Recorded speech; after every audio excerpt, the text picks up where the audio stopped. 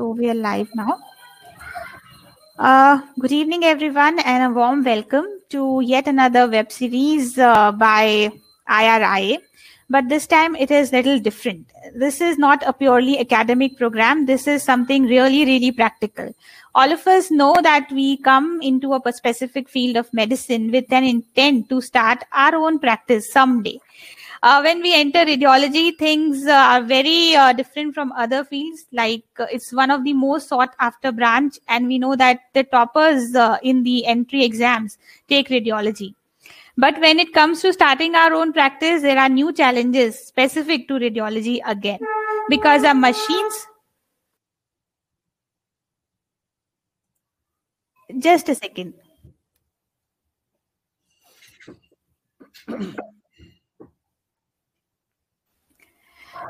Sorry for that interruption. So because our machine and infrastructure, what we require is slightly different from what others do.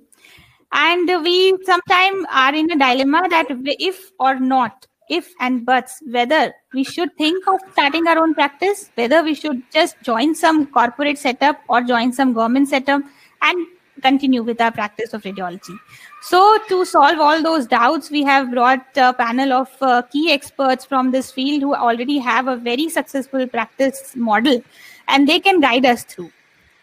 So this is called as the Radiopreuner initiative by IRIA, and this is the first session in this series. And to begin with, we have with us Dr. Aditya Daftari sir, who is running a very successful practice as a musculoskeletal radiologist at Sports Med Mumbai. And he will guide us, like, do we really strive and go into subspecialization and leave any other things which we are doing, because we do get confused that we want to do USG also, we want to do CT, MR, intervention, everything. So sir will guide us through that. Is the subspecialization the way ahead to go? After that, we have a very special guest, Dr. Uday Thakkar, joining us, who is director at Imaging World Ahmedabad. And he's special because he was our own resident doctor at Nanavati Super Speciality Hospital. He finished his PG's courses like DNB and DMRD and successfully started his own practice. So he was very well determined to start his own setup. He started with USG, CT, and his journey came along, and now he has everything under one roof. So we'll listen to his story and his challenges, and then we'll have the much-awaited panel discussion where Dr. Nitin Agrawal sir and Dr. Alpana Joshi ma'am will guide us through our challenges. So without any further ado, I would like to invite Dr. Aditya Daftari sir. We welcome you, sir, and over to you. Thank you. Let me share my screen. Okay. All right. That looks pretty cool. Yeah, we can see. Okay. All right. So you can see my screen, right? Okay. So I guess we have about 15 minutes or so, and rather than talk so much about subspecialization and everything else, I thought I would just talk to you a little bit about my journey, how I went about looking at things, and sort of more the things that I've learned along the way. And I call it the Stay Hungry, Stay Foolish journey. And it's something I spoke about recently at the YROC meeting, and I thought it would be nice to share with everybody else. So first of all, I mean, why me? Why am I in this talk? Why am I talking to you? So I'm a radiologist, obviously, as some of you know, sometimes. I trained in the US, and I moved back to India, and I wanted to do multi-modality musculoskeletal imaging. And I didn't have any money for a scanner. And I said, I don't want to do kickbacks. I want to run this fully ethical practice. This is what I want to do. And then I had this great vision in my mind and this beautiful quote from Steve Jobs, stay hungry, stay foolish. And I was all very excited about it. So when I talked about all of this, when I came back, I basically found that everybody just said there were no jobs for such people. So, from this beautiful image of Steve Jobs, I was staring at no jobs. So, this is a little bit about my story, my lessons, and hopefully that will give you some insight into why you should think about specialization or not. But I think it's more about what you should think about what to do with your life and your career. So, the start was this essentially. I mean, what am I doing? And it's sort of like this. I was here, I trained here, I struggled. I went through many years of applying and applying and applying and getting no replying to do my residency in radiology and fellowship in the US, like nuclear medicine, radiology, musculoskeletal imaging, everything. Struggled to get that whole thing. I finished it up, and then I had job opportunities over there. Everyone was like, okay, fine, you can get this job and that job and private practice and academia and all the other stuff of it. But I decided to move back to India. And when I came back, I thought, oh, I'm doing something wonderful. And most of my family and friends looked at me and said, why the hell did you come back? What's wrong with you? And this was just sort of the way it was. Some of us who moved back get this constant thing from people, kya hua? Wapas kyun aaya? Green card nahi mila kya? So you just sort of, why did you come back? And so I came back and I said, no, I'm very clever. I joined a paying teleradiology practice, and that's paying me US dollar salary, and it's fantastic. And, don't worry about it. It's all sorted. But in 2 years, I quit that. I said, this is not, I can't do this. This is not what I want to do. This is not my life. And I can't be married to this money and live on it and just feel good about that. And I really did want to do musculoskeletal imaging. So I think the first part of your journey that you need to go through, and then that's why I say don't worry too much about your first job, don't worry about those things too much, is you need to find yourself. You need to find out who you are, what you are, and there's nothing wrong with what you are. You may decide that you want to be the person who makes a lot of money. You may decide you're the person who wants to save the planet. But find who you are, and don't be afraid to change that later on. It's not something that is fixed in stone today and forever. So, if you don't like it, change it. If you don't like what you're doing, change it. Otherwise, stop complaining. So I tell all our fellows, you don't want to be here, stop complaining. That's all. You're here, do something to change it. Come to me with how we can improve things.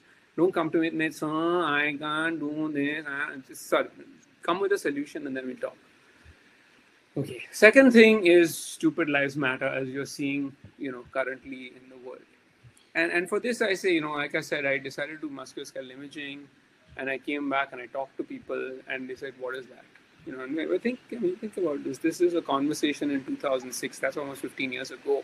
The Society for Musculoskeletal Radiology, I think, was launched after that, like well after that, a few years after that. People were like, what is musculoskeletal radiology? And I said, it's you read knee MRI and you read the CT and the X-ray and do the ultrasound and do everything and you handle this. And they're like, who cares? Nobody cares. None of the orthopods care. None of the radiologists care. Nobody cares about this nonsense. Why are you doing this, right? And they said, yeah, everybody does it. Yeah, I also do shoulder ultrasound. I'm a sonologist. I also do knee MRI. I'm a MR radiologist. So everyone does it. Why are you wasting your time? And they say, you're just going to die hungry. Based on what you want to do, you are going to die hungry. And that's that. So I think what you have to decide is that do something stupid. I mean, people will tell you stuff all the time. You do what you believe in. So if you believe in it, do it. If you think you're going to make a difference, that's going to make you happy, do it. And don't listen to negative people. Negative people are the worst thing in your life. They should be locked up in a cage and just drowned in the ocean. People who tell you can't do it I think they should just be annihilated. People who tell you, listen, it's tough. Here are some suggestions. Here are some things to think about how you can do it. Listen to those people. Everybody who tells you can't do it, that's not allowed. That's just tie them up, choke them to death and throw them away. I cannot stand these people in my life. So, this is my only suggestion to you. Now, the next thing is about, problems. The problem I faced was nobody knew what I did. And I said I'm a musculoskeletal radiologist. They were like, what is that? I didn't have scanner access. I didn't have money to buy a scanner. I didn't want to take a big loan. I didn't have place. I didn't know any. The first thing, and I'm a horrible business person. So I said, this is crazy. So how am I going to get patients? And where am I going to get patients from? So these are the questions in my head. And the one thing I knew is that, I know that I'm going to do something good, but people don't understand its value till I give it to them. Till I show them that the quality is better. Till I show them that I'm doing something more convenient. So, the first thing is to... Sorry to interrupt, sir. Your slide share has just stopped. So you can just put on the slide share again. Yes. Oh, one second.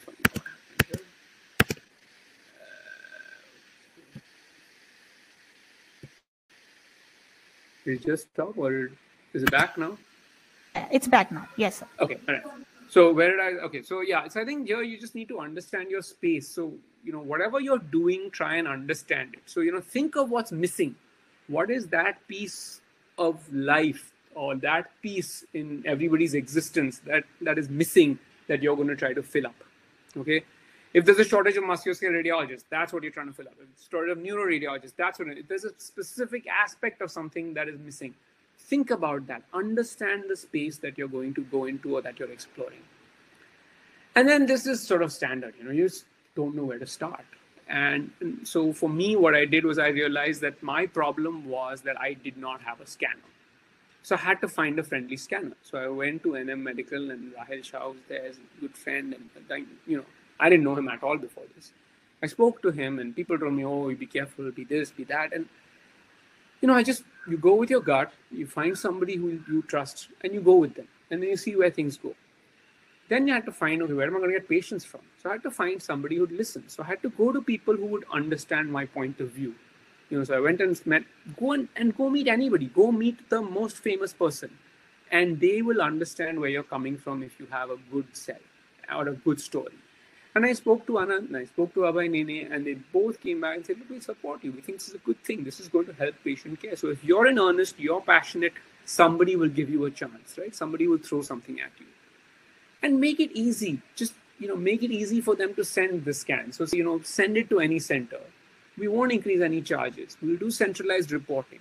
Patient takes the images and goes. We email the reports. Think of ways to make life easy for everybody so you can just sort of wedge in. Everybody gets to live. Everybody gets to do their things, and you get to do what you want to do. So think of solutions. Don't keep thinking of problems. And, by this, I mean plan, essentially. And when I say plan, I mean, don't expect any plan to work, and you will constantly be adjusting and changing your plan. But I think the key thing is, plan. Once you understand the problem, think of how you're going to tackle that problem and what angle you're going to come at it from.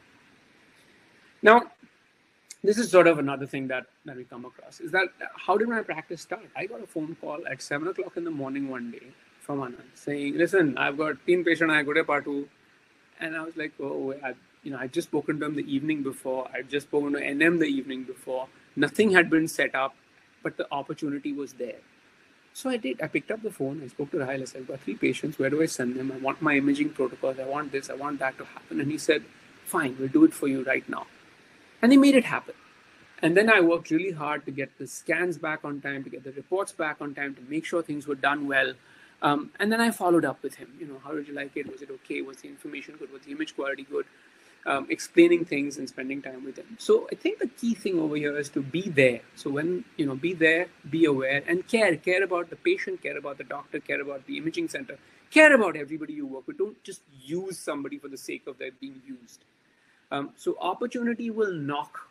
And when it knocks, you better realize it's knocking, and you better be there to open the door. So you can't then say that, "Oh, it's only 7 in the morning. I'll let you know by 9 o'clock. No, it's 7 in the morning. I will do this now. I'm going to jump at it right now." Right? I think this is an important aspect of things. And then comes the next part, which is wait. Because you'll get a patient, then you'll get 3 patients, then you won't get any patients, then again you'll get something. And you'll have, But when you're waiting, also wait actively. Sort of look around, see what else is going on. Keep understanding the space. Don't just waste time waiting, right? So remember that patience is what brings patience. So if you wait, if you think, if you plan, then you will get patience on and on.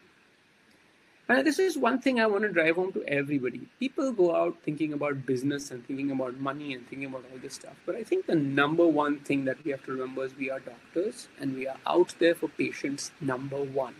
So patients are always number one in whatever you do. If at any point in time you think that you're not doing something for your patient that's right, then you're not doing the right thing. And I tell all my fellows this, I tell everybody who work with this, is that I think of the my mother rule. If I wouldn't do it for my mother, then I'm not going to do it for you. Right? So don't scan because you can scan. Don't poke because you can poke. Check old images. Do due diligence. Check the history. Check the old images. Find things. Get stuff done. Think about how you can do the most for the patient with whatever they have. And give answers. Don't just give, a random bunch of stuff, adjust more scans, recommend this. Think about what is the answer. What's going to make a difference to the patient every day. And I always put this, I put billing secondary. How much I get billed for anything is the last thing on my head, because I know that if I'm thinking of the patient and doing things, this stuff will happen. So patients are always first. And remember, nothing brings patients like patience. So if you do good for your patients, they will always bring more patients for you because they trust you, and there's nothing that works more in medicine than trust. Okay. Next, this shit happens, roll with it. Stuff goes wrong all the time. We started an ultrasound service, and only 50% of the patients that were referred to us ever showed up. So we decided so I said, well, let me then just go to the orthopedic clinic and sit there with an ultrasound machine, because in those days, portable ultrasound was allowed. And even there, we hardly had patients. We had some patients. But so I would sit there a whole evening, from 4 or 5 in the evening to 8, 8:30 at night with an ultrasound, maybe do one ultrasound, maybe do 2 ultrasounds. But what ended up happening is the orthopedic surgeons knew that I was interested in what they were doing. I got to see how they function, how they think, what they do. And I learned a lot about, sort of life as an orthopedic surgeon. And I think, that's where it became that you're an orthopedic person as much as a radiology person, because you understand what that life is. So I went on to become part of SportsMed then, because they think of you as part of that team, because you're committed to that process. So I think roll with it, no time is time wasted unless you're just sitting and faffing around. And the good thing for you now is that there's no PUBG anymore, so you can't sit and to play that. You can actually go and do something. There's no TikTok also, so 2 less distractions for you. So you can actually go and say, okay, how are you actively going to use your time to become more aware of things? So if you don't fail, you won't succeed. If you don't waste time, you don't have time to think about things. You're just going to be constantly going on with something that doesn't make sense. Now, I decided to do sports. So I like watching sports. I love playing sports more than anything else. I like to learn about who the key people are, whether in orthopedics, whether in physiotherapy, who are the key players, who are the key supporters. You need to know your space really well. So live what you love. So if there's an area you love, understand who's in the space. What are they doing? How are they doing it? How can you help them? How can you change their lives? So if you live what you love, you will deliver for it even better. And I think the other things are the other stuff in life. So family support. I've been very, very happy that my family has supported my stupidity. And they've been very good about supporting my stupidity and said that, do what you really need to do, because if you don't do it, you won't be happy. So when I started out working in the ER and we were making great money, my wife could see that I was unhappy. She says, you're unhappy. You can't do this. We don't want money if you're going to be unhappy. And so we actually took an active call to switch to that. And I worked much harder after that. But I came home with a smile on my face every day. And I think that's important. So your family support is very, very important. Stay active. Don't be cooped up in a dark room the whole day. You won't learn anything over there. So I used to play squash. I tore my meniscus. I switched to running. From running, I got chondral where I switched to cycling. So, just make sure you're constantly changing that. Find like-minded colleagues, whether it be radiology, orthopedics, whatever. You will find crazy people like you everywhere. So find those people, build those relationships, enjoy those relationships. And I'm very, very fortunate that I've had, some of the most wonderful people to work with in my life. And it's just because you're being honest and earnest with them and respecting them, more importantly. Remember to have lots of non-medical friends. Medical people are the world's most close-minded people. And you will not learn anything except, what they know from them. People outside will give you different perspectives, different thoughts, ways to spark your mind like you haven't been sparked before. And I think this is the most wonderful friends that I have, because they really stimulate me in so many different ways, and we talk to each other about so many different things, and it really gets your mind stimulated and running. So life must go on. I think this is a very, very important thing. So right now, where do I stand? Enjoying practice. We've got great colleagues, we've got super fellows. I meet wonderful people every day, so it's really, really nice. But now I want to stand up comedy. So, I think that's one thing that I want to do and I started doing. And I think that's the next lesson to take from this is don't be afraid to rinse and repeat. If you don't be afraid to start again from zero. You don't like something, you like something. You want to go back and start something from the beginning. Don't be scared to leave all that you've got to go and do that, because there is thrill, there is excitement, there is stuff to be done.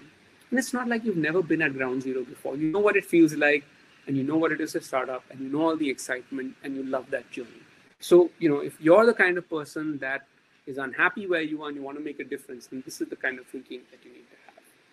So, stay hungry and stay foolish, I would say. Find yourself. I think that's very important.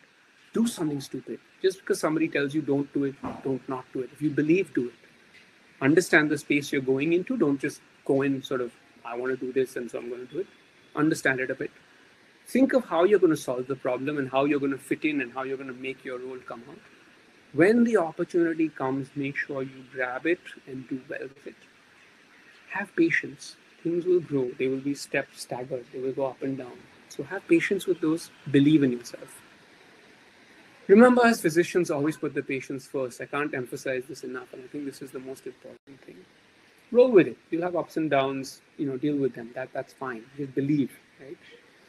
Live what you love. If you enjoy a space, enjoy that space in its entirety. Don't just look at it from a bunch of pixels or a bunch of X-ray images or whatever. Understand the whole process, right? And don't forget life. Life is important. We all need to live life because that's where we get all our inspiration from. And never feel afraid to rinse and repeat. If you think that you want to do something different now, so what if I'm successful? So what if I'm whatever? I want to start over again. That's fine. You've been there. Just do it. Believe in yourself.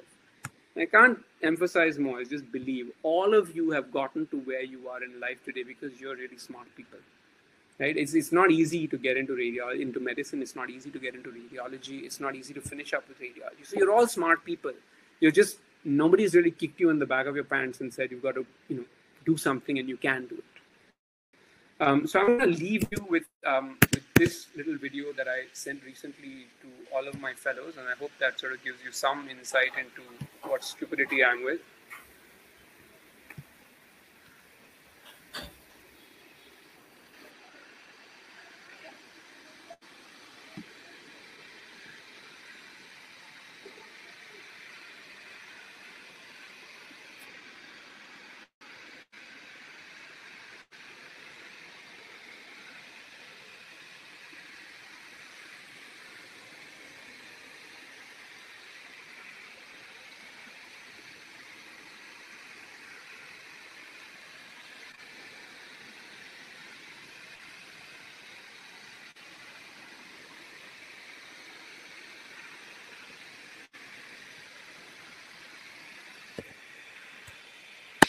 Right, great. I think I'm probably overshot my time there by a bit, but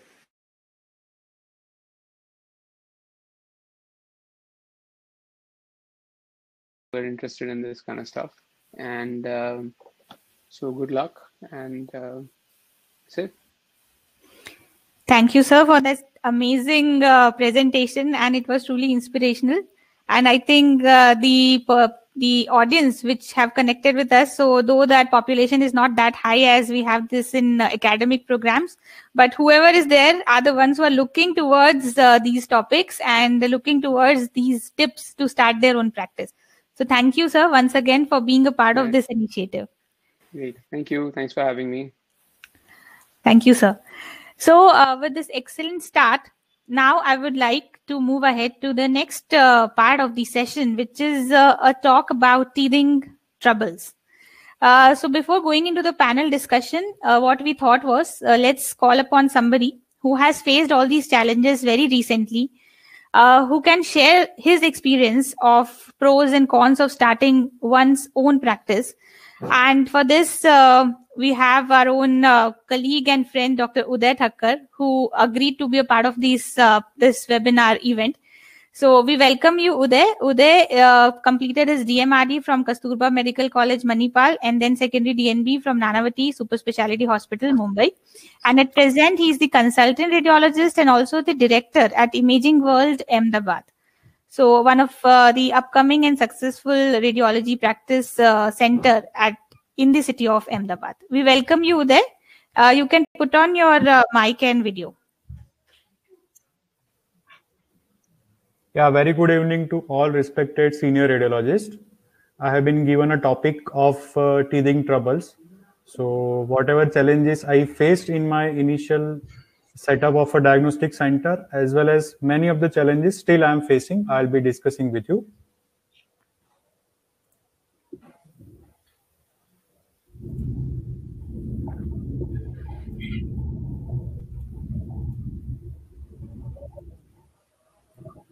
Yeah, we can see your slides. May I start, ma'am? Yeah, you can make it full screen and you can start. Yeah.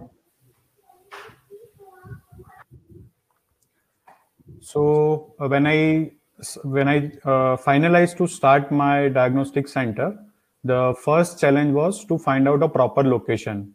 So for finding a proper location, you have to do a lot of analysis. You have to ask a lot of your potential referring physicians about the location, that which should be the ideal location.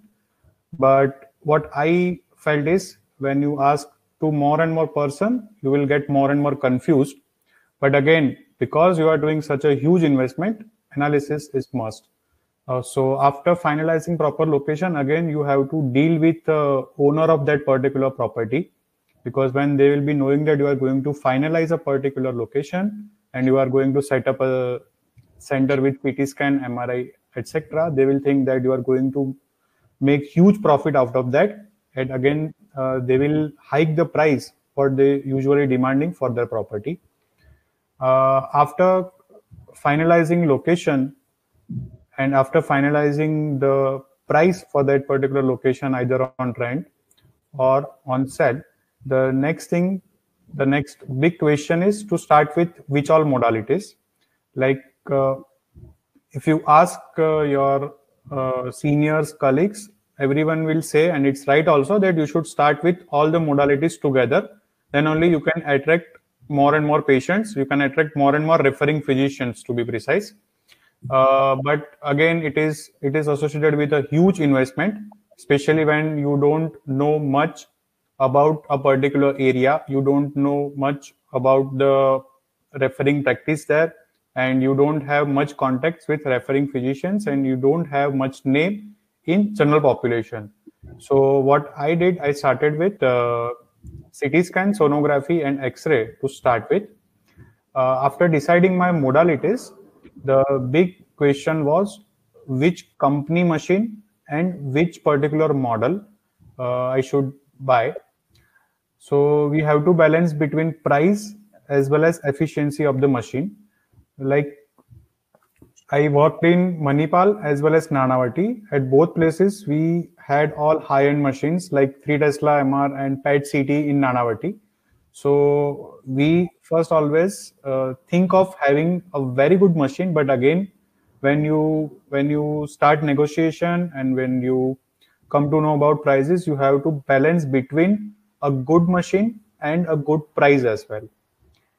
Then you have to deal with corporate companies. You have to do adequate negotiations. Again, there is a big risk involved that you will be given a machine in a way higher rate. You may come to know in future that there was a difference of some 15 to 20 lakhs. So we have to be very careful, and again a big risk involved. So we have to take help of our colleagues as well as senior radiologists for that. Then only the price of machine itself is not important. How much warranty they are giving and at what rate they are giving AMC and CMC is also crucial, which we usually misses. Our focus is mainly on the final price of machine at the time of buying. Then next big challenge is to having a loan at good interest rate as well as with good terms. For example, they offer either the loan against machine itself, or they might also offer the loan against your some existing property as well. The interest rates will be different. So again, we have to decide between whether we should go with only machine against loan or with some other property, because there will be a significant difference in the interest rate. Then teething troubles doesn't end with just setting up a particular setup. Day-to-day challenges also exist, and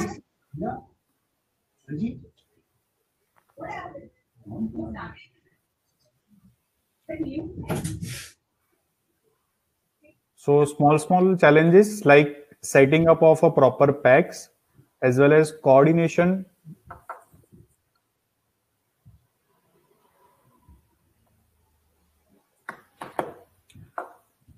small challenges like setting up of a proper packs is also a big challenge because the software as well as hardware people are involved in them.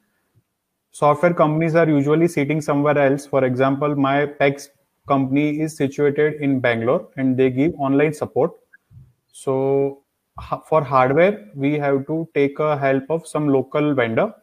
So coordination between local vendor providing hardware support and software companies providing online support is a big challenge.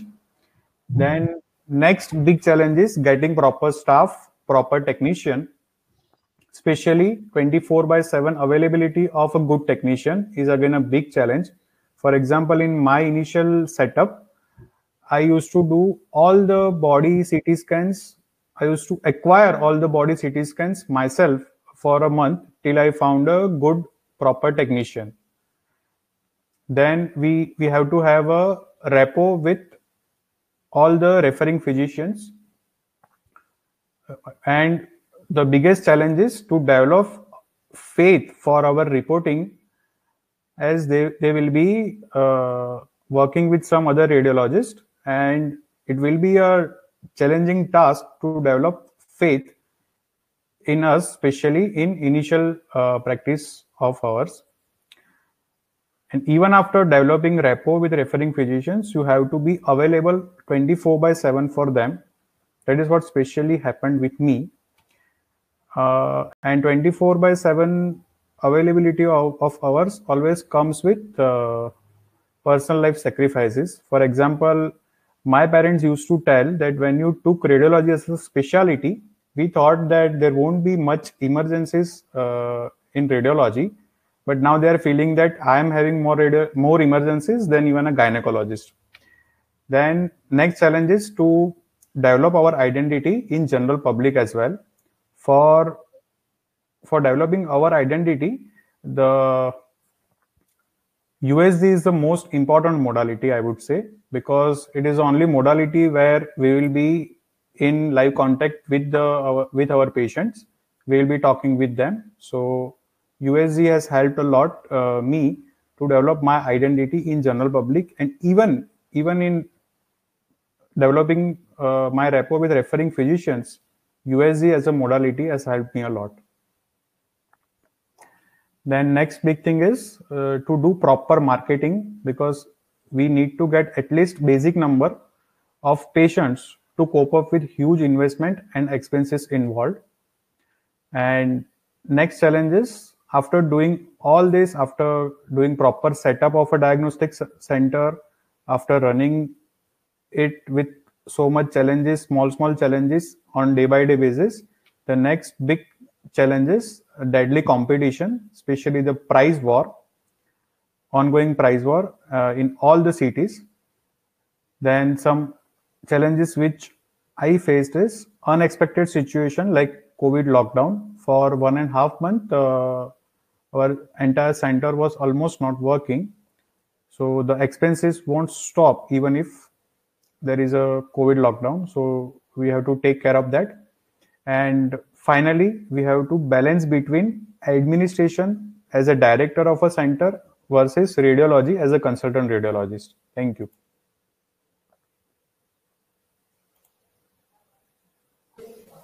Thank you, Uday, for sharing your experience so clearly with our audience. And we are sure that all the contemporaries who have started their practice in recent years must be agreeing to what you already said. And we do have a very special panel following this particular discussion from you and by Aditya sir, who will tell us and guide us through these problems. So I would request you can also stay with us. And while the panel discussion is ongoing, if you have some doubts from your end, you can also participate. Sure, ma'am. Thank you. Thank you once again for these insights. And as you all already heard about it, most of us already know these problems come up. Some of us might have faced them, and some of us might be preparing to face them. So with this, now we move ahead to the awaited part of this panel. And it is talking about the challenges and their possible solutions from the experts themselves. So with the panel we have today, Dr. Nitin Agrawal, sir, who is the founder and director as well as CEO of one of the most successful imaging chains of centers, the Vital Imaging Center in the city of Mumbai. Nitin, sir, I would request you to put on your video. Sir is founder, partner, and senior consultant radiologist at Vital Imaging Center since 2003 till date. He finished his radiology training from the Sion Hospital and also did training at Nanavati Hospital, Mumbai. He has broad experience in all aspects of radiology and imaging and direct experience in outpatient imaging center, interested in academics with new ventures and tremendous entrepreneurial skills. Sir, as a part of Vital Imaging Center with Dr. Ganesh Agrawal, received the Economic Times recognition as being the best Asian healthcare brand 2017 and 2019, and also the best diagnostic centers in 2019. So we have with us, sir, today to solve our queries. And the second panelist is yet another eminent radiologist with a very successful practice in the city of Mumbai, Dr. Alpana Joshi ma'am. Most of us have already heard several times to her lectures and learned our radiology from her. Ma'am is director at Shobha Diagnostic Centers and consultant radiologist at Shobha Diagnostic Center, Mumbai. After finishing her radiology training, and she was also ex-associate professor at BYL Nair Hospital, she has a successful radiology ultrasound-based practice since last 27 years. So with this, I would like to go ahead with the panel discussion now. We welcome both of you. Thank you. So the big question. So this will be the theme for the discussion today, which is how much does it take to start a radiology imaging center? And by how much does it take, not only we mean the cost incurring, but also the pain and the hard work. So we'll be discussing around this theme. So Nitin sir, my first question is to you. What are the fixed capital costs for an imaging center? So if somebody is trying to think about it, what are the fixed capital costs which are involved? Okay, thanks, Mitusha, and a very good discussion with Aditya as well as the other speaker. So coming to the question, what does it take? It actually takes a lot, meaning from all fronts. In case if you see, besides the cost involved, the mental determination which one needs to be into before getting into setting up a practice is tremendous. So from the financial perspective, yeah, obviously you need to have a cost benefit analysis by actually preparing a project report so that there is a viability quotient which is maintained beforehand. And the way we've done it as a structuring component has been to create a SWOT analysis, like meaning the strengths, weaknesses, and from that perspective, and then see what would be the minimum thing which would be available to run a setup against if the cost escalates too much, meaning till when should we stop? That's how it would be. So it's basically the rental cost is like a big thing, especially in the city of Mumbai, in case if you see it. So one needs to consider that cost if one is buying the property or actually taking it on rent. Is the capital cost itself on the machinery, whether it's a CT scan MRI which you're trying to add upon, or is the routine sonography and X-ray facility which we're trying to go in for. So the cost variabilities become very significant in case of CT and MR has been involved. Secondly, the staff is like the other component which one has to look into. So the rent, the staff, the capital expenditure on the machines, and the day-to-day expenses basically from running the center. Because once you've started a center, meaning the meter keeps running technically. So meaning there isn't any thing that whether you have 100 patients or you have 10 patients, it's not going to really matter. The time starts ticking. So that's how we would probably see it as. So the fixed capital cost, it would be the rent, the capital cost on the machine, the staff, and the routine administration. These are the things we look at. So this is like in year one, and subsequently we try and add upon the cost for the maintenance of the machines in the form of an AMC or CMC, whatever one would choose, and the rest of the escalations which would happen as time goes by. So these are like, in short, what one would look in for. But as I said, primarily because radiology is a very capital intensive modality to practice, one needs to consider what all equipments you're getting into. So one could start small by putting up a sonography and X-ray facility to begin with, add up a CT, or you just feel that let's make a splash and then add upon all the modalities together. So that's how things would be. Thank you, sir. I think that was a real brief summary of. Nitisha, yeah, can I interpret? Yeah. Yes. So as Nitin said that there are some costs which you can't really avoid if you're buying a place. Obviously, if you're rental place or whatever. So sometimes as a beginner, if that money is a problem, some people can always think of buying a machine which is you can't say second hand, but at least some demo machines, some used machines. So where you feel that as long as the company is maintaining it and giving the contract and giving some warranty, then you don't buying that, and then the cost can be cut down a little bit on that aspect, because buying a place sometimes is such a huge expenditure. So that can be kept in mind in the beginning. If you are putting in a lot of cost, as he said about the staff and the recurring daily cost, you can't really avoid that. So something, if you can cut down on that cost, is somewhere here initially. Of course, there are plus and minus for everything, but at least here one can, in the beginning, can think of these possibilities. Yeah. So just to add one more point on this thing. So if the question is whether one should actually buy a place or rent it out, if given a choice, what should one choose? Meaning, it's like hands down with our experience, it's always been that one should not buy the property, just rent it out, because that's how one could probably scale it up and it makes much more viable sense subsequently. And we've done all the permutations and combinations, and fortunately we are in 5 locations present now, and that model has really worked well. And this is actually you learn by your mistakes. That's how I would probably put it as. So the first center of ours, way back in 2003, we'd actually bought the property. So the entire capital got sucked in the property, and we had invested in the CT scan, which was like the latest that time. So it was like a double whammy technically. And then subsequently, all our projects have been on a rental model basis perspective, and that makes much more easier to have a viable quotient and to run the day-to-day operations. Thank you both the panelists, and this is the beauty of this panel discussion. So because both of them are expert in their own field, they are coming up and we have one of the best person to guide us through, Dr. Deepak Patkar sir, joining.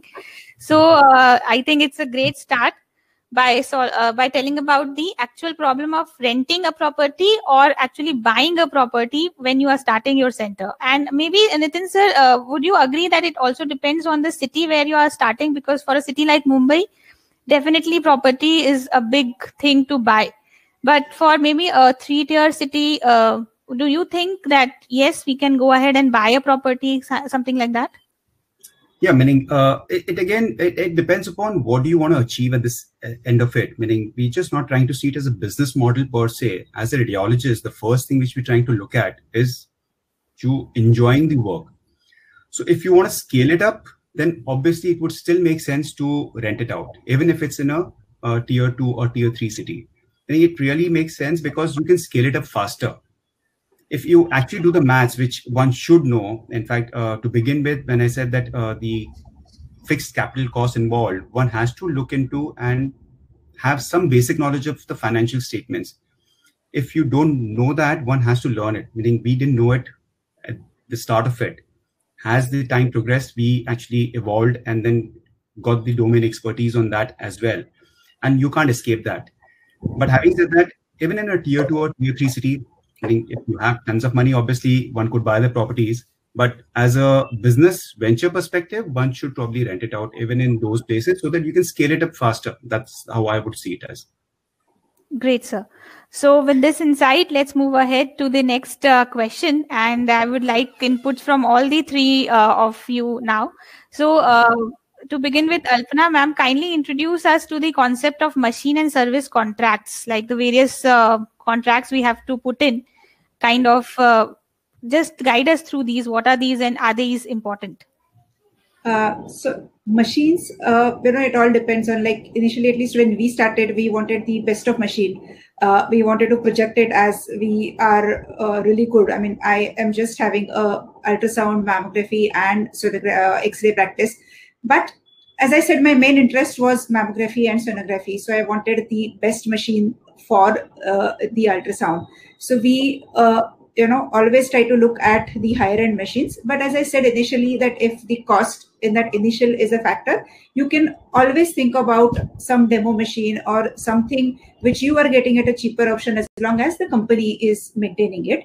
So service contracts, in my opinion, are always very important, because the downtime, if the machine is down, that is something which will speak bad about your center.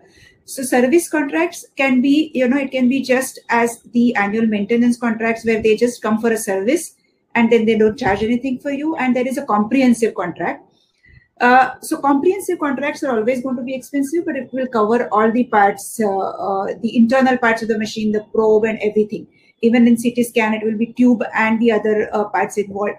So in my opinion, it is always better to have a CMC, because with insurance, what happens is the downtime of the machine will increase.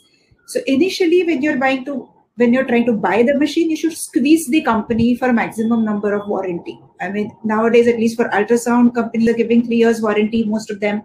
Then if you can squeeze them for a 4th year, or at least fix the CMC for 4th and 5th year right at the beginning, then all these things are going to help when you are negotiating for the machine. But for the ultrasound machines, I personally feel that a CMC where there is not going to be any downtime is going to be very important. Few of the people who have kept 2 machines and then 2 ultrasound machines, and then they feel that even if there is a downtime, say one machine is not working for say 2 or 3 days, then this is still a viable thing, because I have another machine. It's a different story. But you have to think of all these possible things when you're taking a contract. CMC, the downtime is going to be really less. I mean, the ultrasound machine, at least in city like Bombay, we have had it in say a next day or maybe 1 day later. So that is important. Thank you, ma'am. It was really, I think, clear what you wanted to convey. Nitin sir, your opinion, and then we'll go to Patka sir on this. Okay, so sonography point of view, Dr. Alpana has already mentioned to us about it, but from the MR perspective, in case if we see modality point of view, meaning you don't have a choice, one has to go in for a CMC. Whatever it takes, meaning one has to go in for a CMC, meaning you can't excuse yourself of thinking of taking an AMC, especially for an MRI. Whereas for a CT scan, it all depends, meaning you could take the AMC with the tube or without the tube. And there is a significant cost attached to it, especially when you're opening a new setup. All the cost constraints are significantly there. You might not even think of breaking even for the first 6 months to 9 months at least. And once the cash flow starts coming in, we need to sort of keep ourselves afloat. So probably considering an AMC without the tube, just the parts, would be probably a bit more prudent thing to do.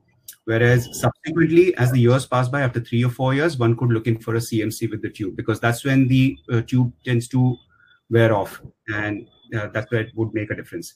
X-rays, usually no one really bothers, and one could probably go in with a AMC with routine insurance. That should take care of it. Thank you, sir. Patka sir, would you like to add something with your experience to this question? I think more or less what Alpana and Nitin said is completely true.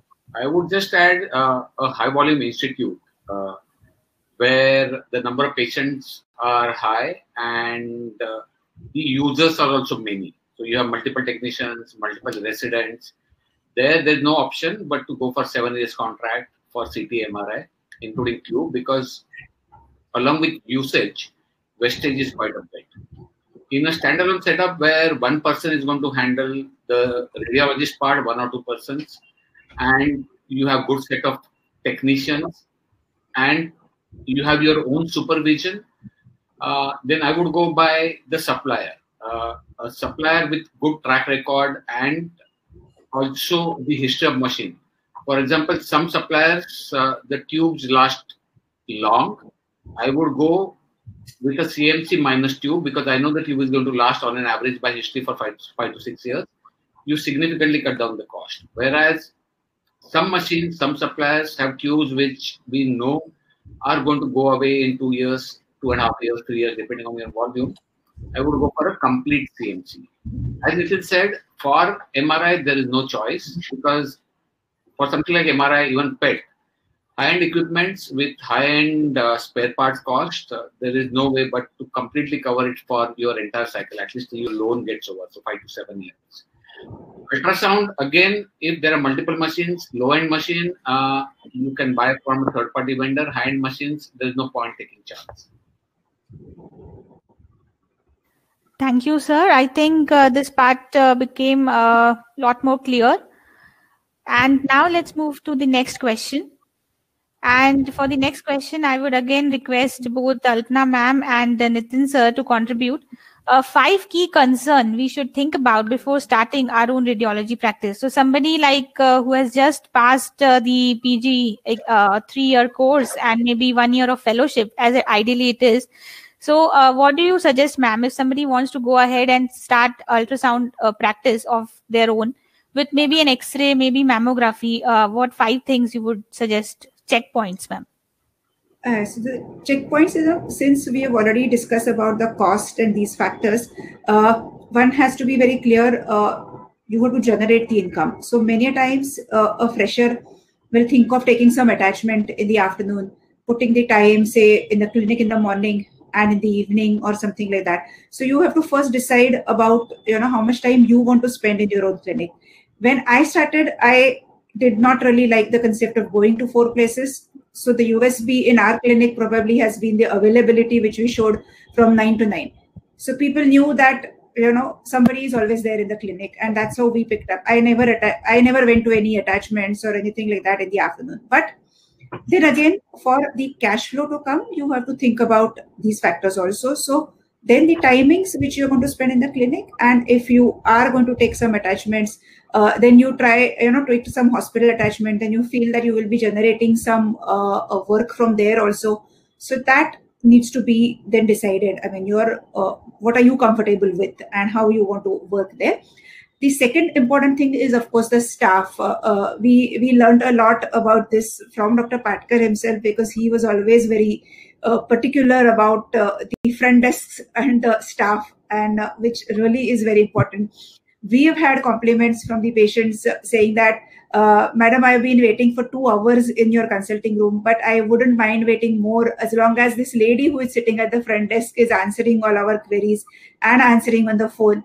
So the staff should be happy. And in any institute, I think, the culture flows from top to bottom. So it is how you talk to the patients, how you talk to the staff is going to take it out with the patients. So if I am shouting at the staff, staff is going to go out and shout at the patient, or on the phone, she's not going to be very comfortable. So that staff, I mean, you can't really cut down on their salary, or you can't really take an untrained staff, especially from the front desk. I mean, for somebody who is a typist, who is typing my reports, I have full control over her. So I know I can train her. And I have really trained somebody who is not even 10th passed. And she's sitting with me in the clinic, and I could train her. But front desk staff, it's something which I have no control over her. And that needs to be really understood well. And you have to make them happy. So that is really very important. And the way you talk to the patients, you might feel that this patient is really a low socioeconomic status. He really doesn't understand much. But then what he takes back to the patient is really going to be important. In the beginning years of practice, once my colleague did not know where this report file was kept in which folder. So he called up in front of a patient and he asked me, where is this report, and something like that. And the patient went back to the doctor and saying, wo doctor ko kuch aata nahi hai, wo dusre doctor ko phone pe puch ke kaam kar raha tha. So then these things really matter. So these things you learn basically slowly by that experience. But what you communicate with the patient always matters. Once while doing the amniocentesis, I remember the baby moved and I think I didn't get the fluid. And the patient immediately asked, "Kya ho gaya? Aapka chehra itna utar gaya, madam?" She was such a adani, illiterate. Literally, she had put a thumb impression.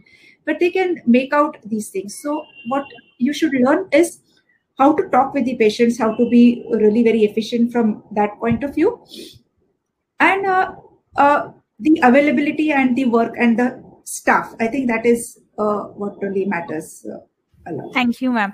So this really comes with experience. So you can't read it in the books. And I must say that we have learned this definitely from sir a lot, because sir always tells that the front desk is the face of the department, and the face of the department is what everybody will look at. So maybe the doctors are good, they are well spoken to the patient, but if your front desk is telling that nahi appointment nahi hai aaj, then the patient knows that there is no appointment. So really, ma'am, so that is important. So Nitin sir, your 5 key checklist points.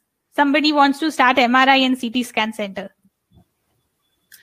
So many points which Dr. Alpana has already covered, quite noteworthy, and it's very, very essential.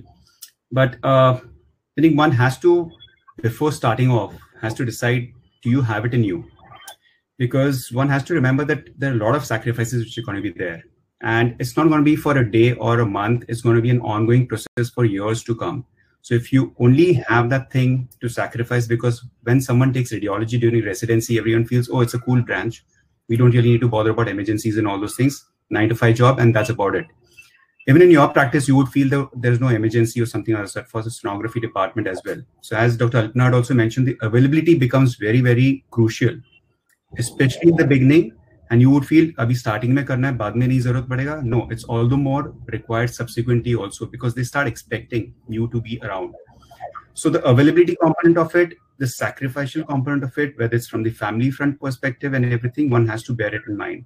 And as said, the third component would be probably the patience.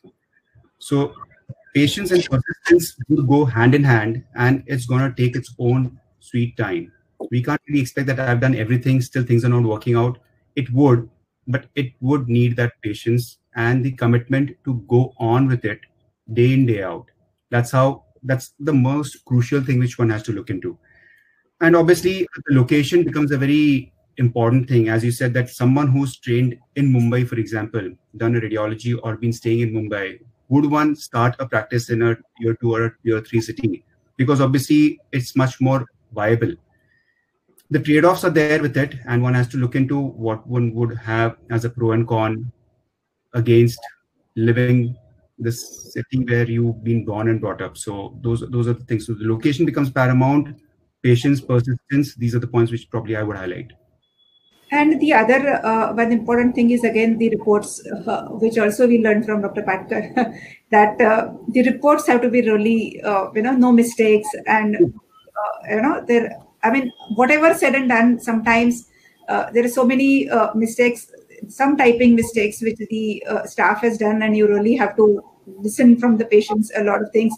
Once one typist, instead of writing 12 centimeter as fibroid rate, it's 1.2 centimeter, and it was such a big hangama in the clinic. I mean, obviously I can understand. I said 12 centimeter size and 1.2 centimeter is definitely something which is bad. And then we feel that we can't check each and every number in the report. And then, of course, there are a lot of now these DICOM pushing of the reports, and a lot of figures and numbers which automatically go in that report format, which are really important. I mean, which are good. These things should be tried. All these factors which are there are really helpful, these new reporting formats sometimes, and which will take care of these mistakes.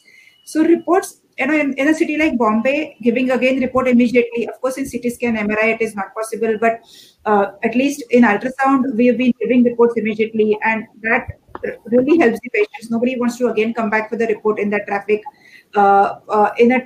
In a tier 2, tier 3 cities, maybe patients are coming from interior places, and then they don't want to come back for the reports. Of course, nowadays there is a lot of emailing of the reports. CT scan, MRI, also the plates are given immediately, and the reports are sent by the email. So all those things are possible, but that report, collecting the reports should be easy. That format also should be really taken care of. Correct, ma'am. So I think these were great tips. And as ma'am quoted Patkar sir, he always teaches that a radiologist is as good as his films and his reports. So maybe you are writing paragraphs, but if your films are not showing what you want to say, it's of no use. So these things are important. And as ma'am mentioned, the typographic errors. So I would like to add to this, like what we experience, this templates. We have this, there is no evidence of spinal dysraphism, and this no invariably goes away somewhere once in a year, and it becomes there is evidence of spinal dysraphism.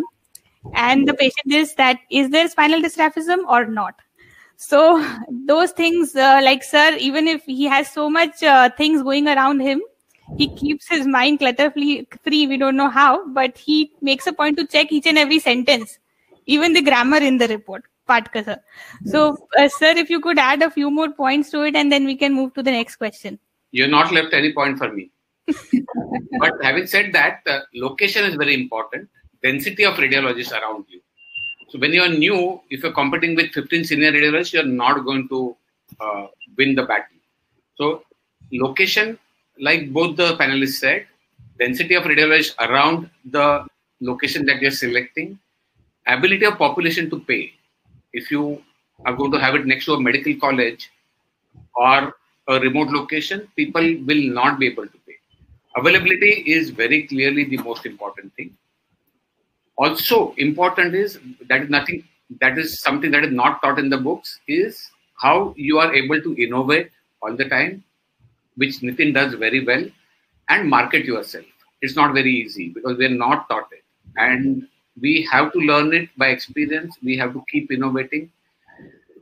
You have to have some other specialty peers, your classmates, your immediate seniors, juniors in that location, which will they will help you set up the initial practice and then grow. So I started my practice, and at least 10-15 of my seniors, juniors and classmates were practicing around me. So that really helps. And like Alpana said, teamwork, training your people, retraining them, constantly checking. So as I get out of my house, I know what 5 things I have to do. I have to call up the reception to check out whether my phone is on. Many times the phone is off. It is off the hook. It is transferred or forwarded somewhere else. Then before you enter, you would have to know 5 things. What is pending? What has gone wrong? Who needs to be called? So I have that checklist, which as soon as I sit into the car, I finish that. Other important thing is there's a lot of automation and AI which is coming into our field. And if you don't learn that, you will be outdated in the next 4 to 5 years. So AI. That will increase your productivity to next level. If you don't do that, you will become dinosaurs. And always, as I said, strive for excellence. It is not given in the books. It is never there. It is either around you, with you, or within you. It cannot be changed. So I also want to add somewhere here, as many times those who, as somebody said, that if you want to be in the hospital or if you want to be in a private practice, for somebody, you feel that you cannot really be academically, great if you are into that narrow-minded private practice. I have worked in a teaching institute for 9 years and then left it for a private practice. All those seniors whom I knew in the teaching hospital said that, Alpana, you're not going to be happy in private practice. The academically oriented person like you will never be happy in the private practice. But as we jokingly say at home, that I'm happy in private practice. So maybe I'm not academically oriented. And that's how the people were long in Nair to tell me that you're academically oriented. But you can do all these things even in the private practice. So it is not that, you just have to think about the commercial aspects of the practice all the time and you lose on to your academics. It is not that. You can just still keep a balance of that even in private practice. So somebody who is going to start a private practice should not be really worried that, I'm not going to be good in academics then. Something like that. Yeah, but So, certainly yes. not, meaning just to add upon the same point, in a private practice, though we've not really been in academic institutions after we finished our post-graduation, but never has there been an opportunity that we've left behind with. Meaning, you name the latest articles or journals which are there. It's basically within you. It has to be within you. That hunger has to be there within. Till the time you don't want to challenge yourself, it's never going to work. So it's the only difference in a private practice is that you have to strive yourself. No one is going to put it on the platter to you and then give it to you, which actually have an opportunity in an academic institution that we have residents, we have our colleagues. So there is a team which is there, but out here it's you leading the team and then taking it through. That's how it would be. So I think a lot of good inputs from the experts and dedicated audience. I must say that we are growing slowly. So it started with 20, we are 70 now. So a lot of good tips, more of these questions will help us out. The next question, we already started talking about the location. So if you could just brief us, Nitin sir, like should one immediately go leave Mumbai and go to some smaller town cities and start the setup, or stay there, strive hard, and then maybe have a successful model? It's a tough call, actually. Very, very tough decision to make. But as I had mentioned earlier also, it all depends if you are ready to sacrifice the city where you've been. So if you've been born and brought up in Mumbai, say, for example, myself, in case if I take, whether I would be comfortable in going to a tier 2 or tier 3 city to begin with, probably not. I would try and take it as a challenge and start in Mumbai and then do the running around and then subsequently probably explore subsequently for more ventures. But having said that, one has to take a call because the stagnation period is going to be quite significant in a city like Mumbai or any other metro cities for that matter. Most of the places are saturated. So it's like going to be very, very hard to actually become viable. And you might lose a few years and then take a call that things are not working out and might as well shift to another location or probably shut shop. So meaning the one factor, whether you're going to be comfortable in a new place, a totally different environment, meaning that's a tough call. But once you've gone through that and once you're comfortable with the fact that you could probably start in a tier 2 or tier 3, it's actually the best place to start with right now.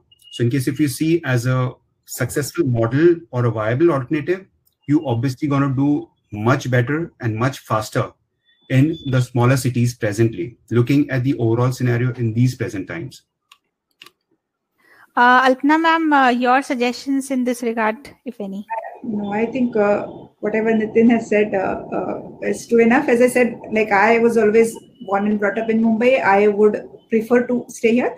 But maybe, as Nitin said, somebody who wants to really think, maybe he can work for 2-3 years in a tier 2, tier 3 city. Maybe he can see whether he likes that kind of a scenario or not. Not 2-3 years, but at least say 1 year, and then get the idea about whether he likes to be, settled there or whatever. That is up to the individual. It is not. Yes, sir. Yeah, ma'am.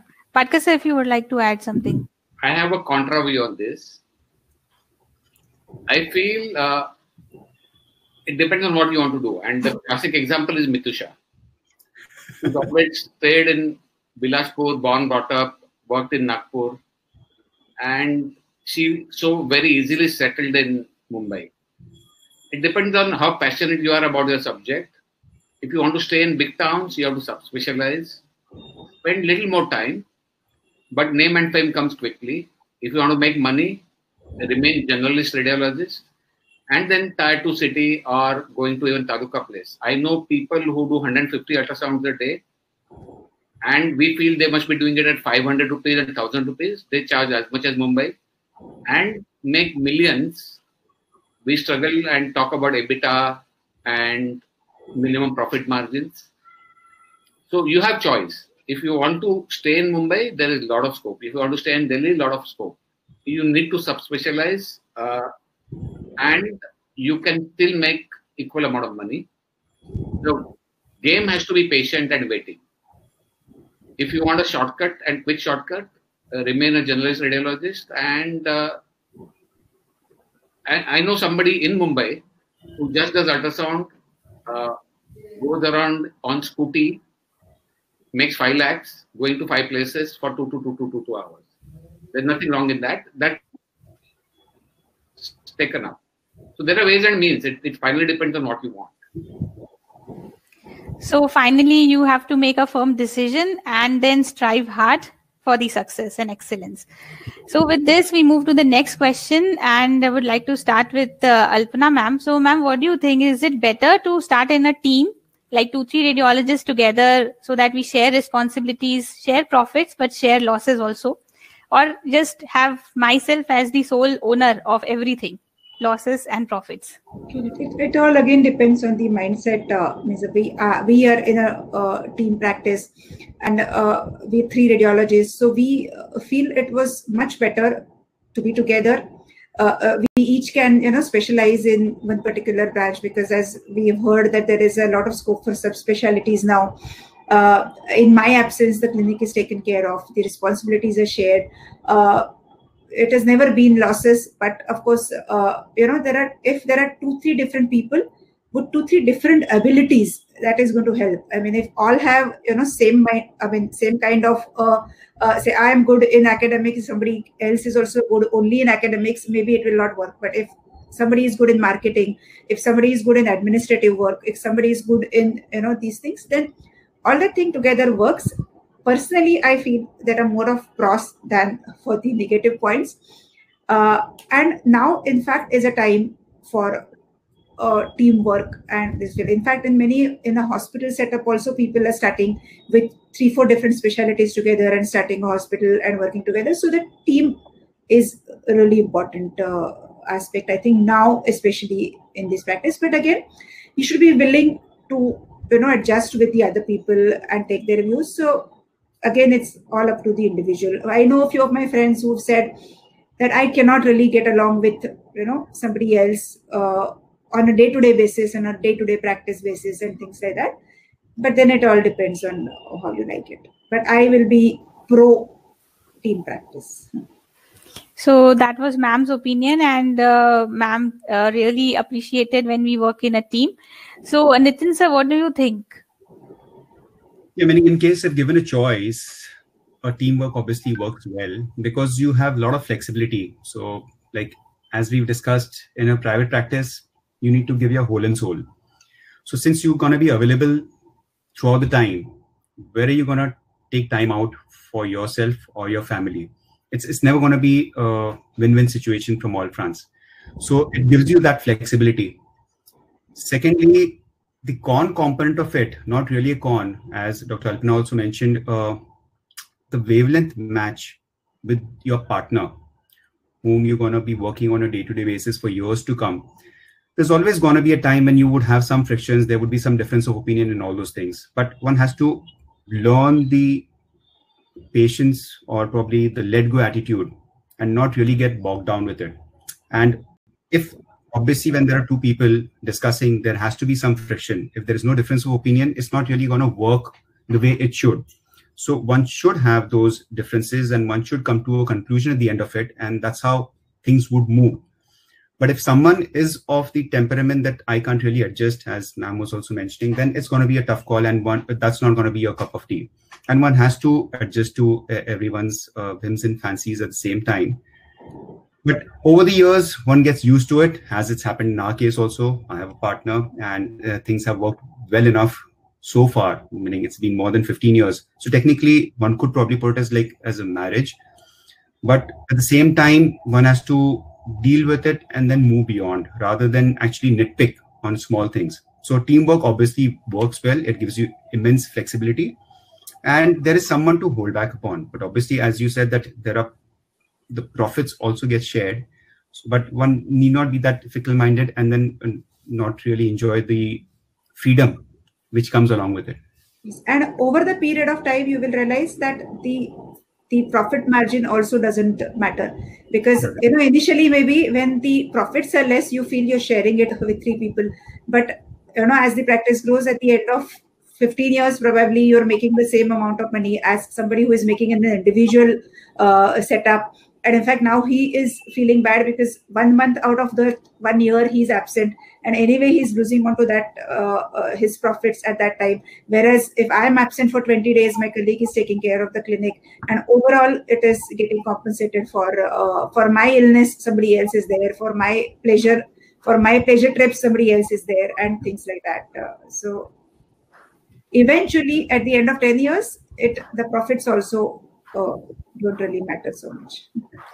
So thank you both of you, and I would like to request Patkar sir for his inputs. And from you, sir, we would also like to know the components of the team. As ma'am said, that try to have somebody like of different kind of qualities, so that the ultimate center, imaging center, gives everything in the best possible way.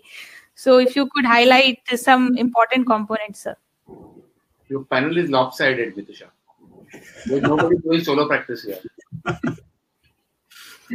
So everybody will talk for private practice. But apart, we are way behind. I think we are 5 to 6 decades behind America. If they start with private practice, they end their life with private practice. And there are setups which I have a friend who works with 700 radiologists and is a partner. I have another setup where 30 nephrologists work together. They take 3 months holidays. They come to India and earn same amount of money which they would have otherwise. And they create monopoly-like situations. So they can charge better. They can control the rates. They can fight with governments. They get their own dues. And like Alpana said, if you're sick, you're still earning. Because when somebody else is sick, you have earned for them. So it's a very, very good situation. And that's the only way to expand your abilities, one. Two, expand your number of centers, get accustomed, use your experience in a better way. We can upgrade our knowledge by attending conferences, which would otherwise avoid कि दिन का 50,000, 1 लाख, 2 लाख का नुकसान हो रहा है, क्यों conference attend करें? We are kind of, I go on forced leave, so I get 15 days of holidays. I know Mitusha can replace me very easily. Nitin can replace me very easily. So family time also can be taken care of. Otherwise, for workaholics like us, there will be no time unless you are in private practice with your partners. And that's the only way forward, I feel. Next 10 years down the line, when you are fighting with insurance companies, governments for rates, unless you are all together, you can't succeed. So I think even at various forums, people are talking about doctors coming together and building up corporate practices and hiring up managers. So team work and team practice is the way to go ahead. So now moving to the next question, and this is specifically for ma'am to guide us. So ma'am, sonography practice seemed to be more approachable when we are starting and thinking of a kind of a private practice, but there are various medical legal concerns specific to the practice. So kindly give us guidance to have a safe practice.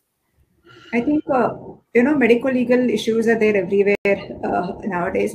But the general trend nowadays, at least in the juniors, is that now is the era of that cross-sectional imaging. So people prefer to do the CT MRI, but ultrasound is paying. So everybody wants to do some 3-4 years in that morning, which is the key time. So do some ultrasound in those 3 to 4 hours, and then go for CT MRI reporting and do things like that. In ultrasound, since you have direct communication with the patient, it is sort of more important to be aware of what you're talking to the patients and for the reports. As I said, medical legal concerns are mainly, of course, forget about the PNDT issues, because there's going to be a lots and lots never ending kind of stories. But of course, yes, the paperwork needs to be maintained for that PNDT, and one should be very particular. The staff has to be trained for that PNDT purpose very well, and not just one staff. I mean, I think everybody, at least 3 or 4 staff, should know what is to be done. And in ultrasound, what happens is you yourself should be aware of all these things. How is that, where is that storage, how it is, the form is filled up outside, and how things are done, because sometimes the staff tends to make some mistakes there, and they take it for granted that this is the rule, but you have to know about these things very well. And the reports and these things should be taken care of. Then the medical legal issues, of course, in ultrasound practice, especially in the obstetric practice, these things are really coming up. In an abdomen scan, you can just say, write down that suggests CT scan or suggest MRI or things like that, and just get away with it. But for the obstetric ultrasound especially, it is very important, those medical legal concerns. So everybody is writing those riders at the end of the report and things like that. So all these things should be followed. I mean, at least there is a disclaimer or whatever you want to put, especially in the obstetric report, is important. I mean, whatever is said and done, that should be written. That's it, probably. It's about it. Thank you, ma'am, for that. Nitin sir, if you would like to add something, and the importance of those disclaimers. So are we recommending to use them? Because it seems as if they are writing that this is just for like medical purpose. This is not for medical. Yeah, this is not. We don't know whether in the court of law it will be considered valid. Mostly it may not be, but at least the lawyer has something to fight against. I mean, at least he has some thing in writing where you've written that, this, it all depends on fetal position, the maternal body habitus, and the Liker status and things like that. So at least you are aware of that. And of course, not a very big, some half a page disclaimer or something, but at least 3 to 4 lines, it should be mentioned. That is what I think. Nitin sir, your opinion. So just want to add a few things in this from the medical legal point of view. So suppose we released a report. What we follow of late is like, if by mistake, as Dr. Alpana had mentioned earlier, that a centimeter is by mistake made as a millimeter from the size perspective, or the right kidney has been put as a left kidney for the calculus which we've seen. What do? Do we call the patient back and then change the report and then give it? So actually, from the medical legal perspective, that's not really the right way to do it, which 90% of the people, as 90% of the radiologists, they actually change the report, which is absolutely wrong. What you could do is you accept the fact that there was an error, whether it's a typo error or whether it's a genuine error, and we put it as an addendum. So you call the patient back. If it's not the same day, it's the next day, you put the date and put it as an addendum, let the rest of the report stay the same, and then mention that this was as a typing error, it was put as a right kidney, but actually it's a left kidney where the stone was seen. But retain that body of the original report and add an addendum. If that can be implemented, things would be much more easier in the court of law in case if there is any requirement subsequently. Whereas the rest of the medical legal aspect point of view, meaning in between probably a year back in the MRI center at one of the hospital, there was this issue with the oxygen cylinder getting stuck, and we had to lose one patient out there. So meaning there are these guidelines for the MRI also, meaning there are these disclaimers or probably the notification which has to be there, and we put the zones as a marking. So you can't really ignore the fact that you were not aware of it. So ignorance is not really blissful in these aspects. One has to be reading a lot about it, and one has to be aware of it. And the same thing applies for the rest of the facts also. Like presently in these COVID situations also, one has to be more firm about how do we practice the entire scheme of things. So thank you for that. So Patkar sir, would you like to add anything to this? Not for ultrasound. So, though, not PPMR. So I think all our panelists agree to that we should have the same. One point I would add is always have a pathology along and health checkup, because it doesn't cost much and it adds little value to radiology. Yeah, it adds. I mean, it generates income and it adds value to your practice also. So that is there. Health check, again, it all depends on if it's a cup of tea, because they're not patients, and then they claim, they demand a lot of things from you. Both these come with a lot of headaches. Yes. A lot of pampering. Yeah. So, a lot of headaches, which you should not be part of, but again, in the initial stages of practice, it adds on to the revenue, which is a passive income, and which is always welcome. It's not passive. It's a lot of headaches. Yeah, but even if it's just a sonography and an X-ray center, one should start with pathology. We as radiologists, we made that mistake earlier, that we didn't have pathology for almost 10 years, in fact. And we were outsourcing it because no one wanted the headache. But we realized it later on that it didn't really make sense, because the amount of investment which we make in radiology equipments, it's actually peanuts if you see it from that perspective in the pathology setup. And as everyone said and everyone agrees, it adds to the revenue. And subsequently, it's going to grow. So even if you're not doing health checkups, that's absolutely fine. But pathology as a modality, it should be added on day one. Rather than thinking of, let me start with the radiology, let me focus there, and then subsequently do it. Please start off on day one itself. Yes. Actually, whatever you want to start off, it should be in the beginning. You can't really have only X-ray practice, only sonography practice initially. Then I add on to X-ray. Those X-rays are not going to work because people have that mindset that here it is only sonography which is done. So later on, adding on to those imaging modalities, if you want to start big. It's that way. So initially, you should make add-ons could only be something like a mammography or bone density. Correct. Yeah, nothing. So I think a very useful tips of how to kind of enhance your practice, and even our prior speaker Uday agreed that he started with everything together as was guided. Yeah. So wonderfully explained. This question, I think we already took the importance of AMCs and CMCs. So we can move ahead to the next question, which is about taking refurbished machineries because of the cost which the new ones incur. So I would like to start with Nitin sir, and then we can go ahead. Okay, so refurbished systems, earlier there were a lot of concerns. The availability and everything was like a significant concern.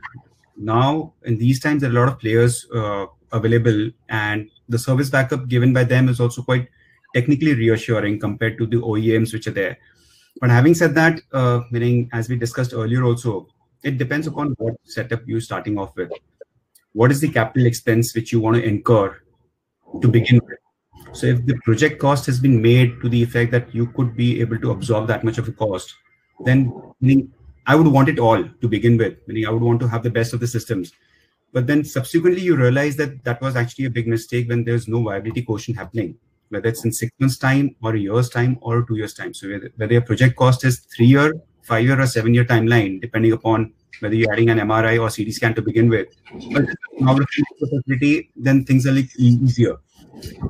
Invariably, the tough call out here is that when you're starting afresh, and suppose you've gone in for a refurbished system, the competition, anyways, they get a wind of it. So they would try and sort of badmouth you and all those things. So it takes much more time. So that inertia which is there, or the fear, whether what would the referring physicians think about it and all those things, it's always there in the head, and you might just start thinking otherwise, and there could be a little bit of negativity from that perspective. But obviously it makes much more business sense in case if one has to scale. Meaning I know a lot of big time institutions who actually gone in for a refurbished system and things have clicked really well, and it doesn't really matter. But it's technically a tough call. But as I said, I would rather invest in the machinery on the radiology equipment point of view rather than buy a place and just rent out the property and probably invest in this. So that's how it works. But again, as I said, you need to do the calculations well. You need to consider the AMC and CMC and the 5-year cost for that machine which you're going to have. So that's how one could probably be able to decide upon. Alpna ma'am, your suggestions for this? So as in the beginning also I said that, initially it all depends on how much money you have in your hand. And somehow, you can always do everything. You can work hard. I mean, you may have a capacity to work hard, but then that, initially you can't really generate money, or what you have in hands, if it is limited and you still want to start a practice, refurbished machines is a better alternative. If you decide to buy a fresh, I wanted a best of machine and the higher end machine and a first hand machine, but then I am willing to sit back, and my take home is going to be less for initial 3 years, but I'm willing for that. So if somebody wants to, start earning the money also, and this also, so you have to think of all the plus and minus points. So in that, at least the buying a refurbished machine may be a better alternative rather than a staff or a decor of your clinic or that front desk, or because nowadays all these things also do matter. Somebody who comes, if he doesn't find the place very good, doesn't have that impression that this clinic is going to be good, though you don't want to make it a very pompous kind of a thing, but you have to have a good infrastructure which is attractive. So then you have to spend money on that also. So then you can have this as an alternative, as long as the company is willing to maintain it. I think it's good enough. Nowadays, in fact, for ultrasound, there are companies who are selling the refurbished machines also. They sell it little expensive than the dealers in the market, but it is still a good alternative. Few of my friends have taken the refurbished machine as a second machine. your practice increases. Sometimes there is a downtime with the breakdown of the machine and things like that, and you want a second machine, and then that practice is not going to increase by buying one more machine, but you want the comfort of having one more machine and doing more patients. So then also it's a good alternative of buying, especially for the ultrasound, a second machine like that. So I think that definitely helps. Patka sir, any inputs on these machine systems? So I would always like to buy a Mercedes, but I can't afford one. So it actually boils down to that. What you can afford, what are your surroundings? I can't have a second-hand machine or refurbished machine when I'm surrounded by 10 new machines. So it's a very difficult decision. Everybody would like the best machine, best setups. People don't understand what cost it comes at. And they would not pay more for a new machine. They would not pay more for 3 Tesla. They want Mercedes at the cost of rickshaw. So finally, we have to decide what we can afford and what is right for the location.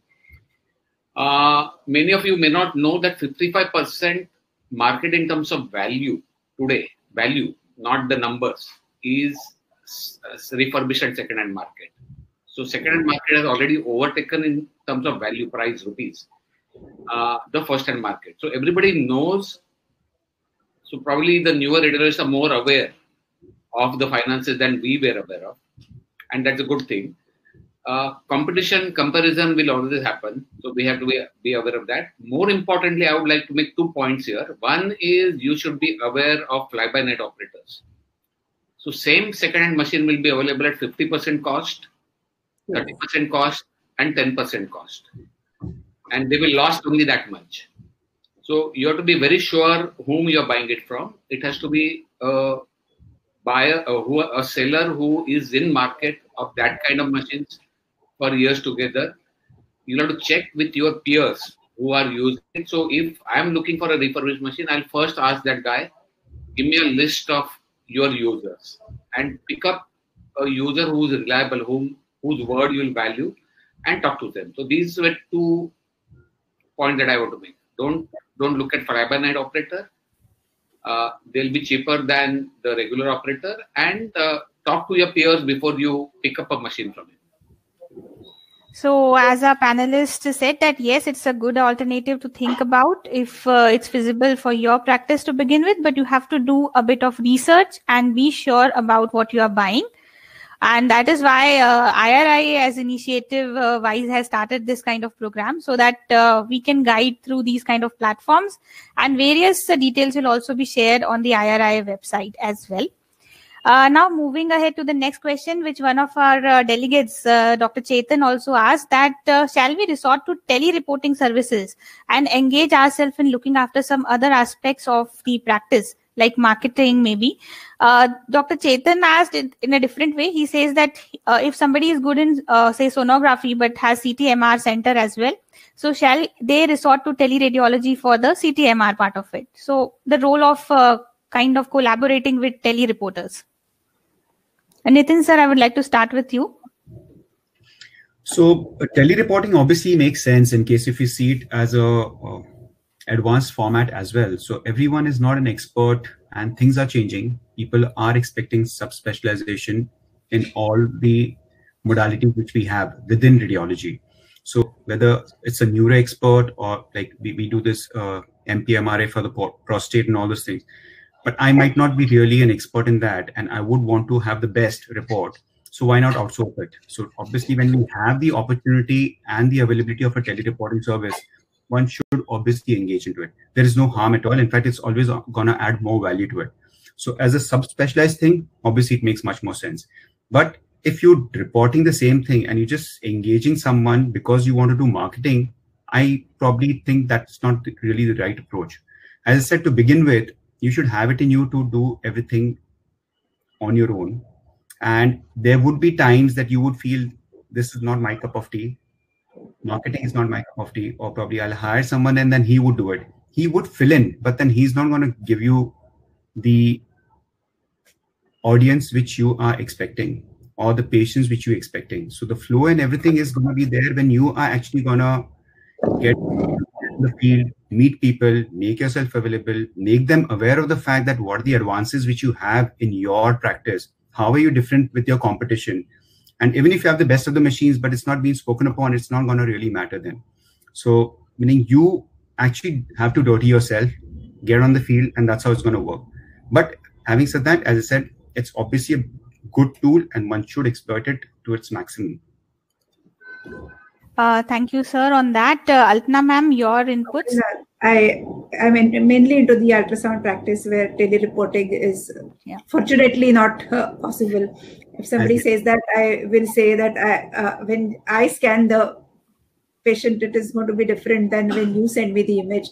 So thankfully, it is not really so much into the ultrasound practice. The man behind the machine is important, who is scanning the patient. So that is something which I don't have much experience on. Patkar sir, your input. We are photographers. Yeah. I didn't get the joke. Yes, I got the. And regarding the machines also, I remember like every time there is a waiting in the department, one patient will stand up saying that itna bada hospital hai, ek hi machine hai aapke paas? Yeah. So it seems to them that it's so easy to get machines, get 3-4 more. So a lot of practical issues. So tele-reporting is a feasible option, specifically as sir said, for subspecialty approach. Now we move ahead to something really important. Nitin sir already spoke about a bit on it. So marketing and building a brand and name is the key to success. So after a few years, you want your referral letters to be filled up with your name, that I want Dr. So-and-so to report my scans. So 3 tips from the 3 experts. We start with Alpana ma'am. How to build a name? Well, as Nitin said, you have to have within you to go and sort of be in the market. Well, again, it's all up to you. As I said, marketing is not my cup of tea. That's what I always felt, and still I could get successful. So it's a little controversial statement. Yes, you need marketing. You need to sell yourself, but if you don't have within you that skill, probably you still can succeed. I mean, it's my message to probably somebody who feels that I can't really go out and market myself. Will I be successful in my practice or not? Maybe it will take time, but your reports will speak for yourself, and the patients, especially in ultrasound, because you are in direct contact with the patient. The patients take back it to the doctors. They give the feedback. The patients tell the other people, and now you start getting that flow of patients, and then it works. Building a name, I mean, making a brand always helps. I mean, if you have these 3-4 centers and they know that the work is going to be done good, the name itself is enough. So that is a good practice. And then you have to have a standardization. I mean, the reporting format, everywhere it should be, more or less kind of a same service which is provided with. And then the patient have that confidence in you that, yes, you go to this setup at different locations, also the same kind of service will be given and same kind of work will be done. So that takes time. In fact, that is something which is little difficult in radiology, especially in ultrasound, than in pathology setups, where it is more of machine driven, and everywhere it can be the same same kind of a pattern which can be replicated. In ultrasound or in radiology, maybe it is little difficult. But marketing, for me, probably it worked, the mouth-to-mouth publicity. But, there are some good, like, camps. Some people have these social awareness programs. So there are some Lions Club committees. There are some camps which are held in different, say there is a Women's Day. And then you give a scheme that on Women's Day, for these 8 days, we do a mammography or these checkup at a concessional rate, or you give the lectures in these platforms on, say, a Women's Day or on any other in the Lions Club kind of a meeting where you have these social awareness programs. And these things really help. In fact, these you are helping people in making aware of all these things also. So maybe if you can't really go and talk to and meet people, which is again not a very good thing. I mean, I'm not very proud of myself saying that I can't go and talk to people. There's so many people I've never met. If I meet those doctors, I will not recognize them. But we talk on phone and things like that. But then it is you have to hire a person to do that, and maybe it takes more time for you to build the practice, but it gets done. So the other ways of doing it is probably these camps and through these social awareness schemes and things like that. So thank you, ma'am, for that. Nitin sir, your comments, I think somebody like you can add a long list. Yes, Nitin can guide you better. No, so just a little bit of a difference of opinion to begin with, as Dr. Alpana mentioned, that someone who's not good at marketing, probably not my cup of tea, and then whether I can't really go and meet a person, then talk to them about it or make my center be talked upon. So obviously word of mouth marketing is also a form of marketing technically. So in case if you see it that way, that really works. So that's also a form which we try and sort of take pride in. But having said that, it all depends on the stake. Meaning, if there are a lot at stake, I don't really have the timeline to give a gestation period of say 6 months or 9 months that word of mouth marketing is going to work, and that's what is going to drive patient. More. It will be more, not 6 to 9 months also. So it's going to take its own sweet time, but at the same time, as I said, if the investment is huge and everything, so one has to be a little bit more aggressive. I would probably put it as aggressive in the true sense. So when I said that marketing point of view, it's like you creating an awareness, like how we mentioned about the social camps and all those things. Yeah. So we try to create academic meetings with the concerned physicians and everyone to make them aware of the fact that which modality is better and what all things are now available in this time and age, which to our surprise, when we started off with, when we had a couple of meetings, to our utter surprise, a few of the best of the consultants, they were not aware of the modality which was appropriate for that particular study, which was a little surprising for us. So that made us sort of go ahead further into emphasizing the fact that these are the things that we need to highlight upon, and we assume the fact that they should know, oh, this is a obstetrician, they should know MRI kisme chahiye rehta hai, kisme CT scan chahiye rehta hai, but they are not. In fact, more than 50% of them are not aware of the fact which modality is better in which condition. Meaning, technically, we are to blame for, because we've not created that awareness. So one of the form of marketing when I'm talking about is like create an awareness of which modality is better in which particular condition. And things are advancing at such a pace that at times the radiologists themselves are not aware of the track. So that really helps. From the marketing front, when I said that you should have it in you, meaning one has to know everything. You have to be a jack of all to begin with. You could subspecialize and then create a niche for yourself that I specialize in this, but I do the rest of the stuff as well. But it's like when we started off, we had an X-ray facility, a CT scan, and then subsequently we started sonography. So just to give you an example, on a Sunday morning, there is a call from an ICU which comes in, and they ask for a portable X-ray in the ICU. So our technician was on leave that day. So we actually went and shot the X-ray and then gave them the results. Meaning I didn't feel the fact for that moment that, oh, it's a technician's job. Why would I do it? Because I had it, everything there. I had to do it. Meaning I couldn't really excuse myself into saying that I couldn't do it because my technician is on leave. And we've actually done that. The same thing has happened for sonography also when the portable sonography was available. At 2 o'clock and 3 o'clock at night, we've gone for a portable ICU sonography because we didn't want to say no, because we started afresh and then we didn't really want to take any chances and create that availability. So one has to sacrifice those aspects also. So marketing, when I'm talking about, it's a whole gamut of things. You could actually bifurcate into different things and then see what all things you're considering. So word of mouth marketing is one. Being available is the other component. Creating an awareness by creating camps and all those things are again a very, very influential thing which helps a lot. So the decision-making process becomes by creating the awareness. In fact, we could take examples from Modi ji and see that the brand marketing, the entire noise which has been created, to an extent it helps. But noise without any substance is never going to work. So one has to be aware of the resources which you have and at the same time try and take it further to create the awareness, which is really, really important.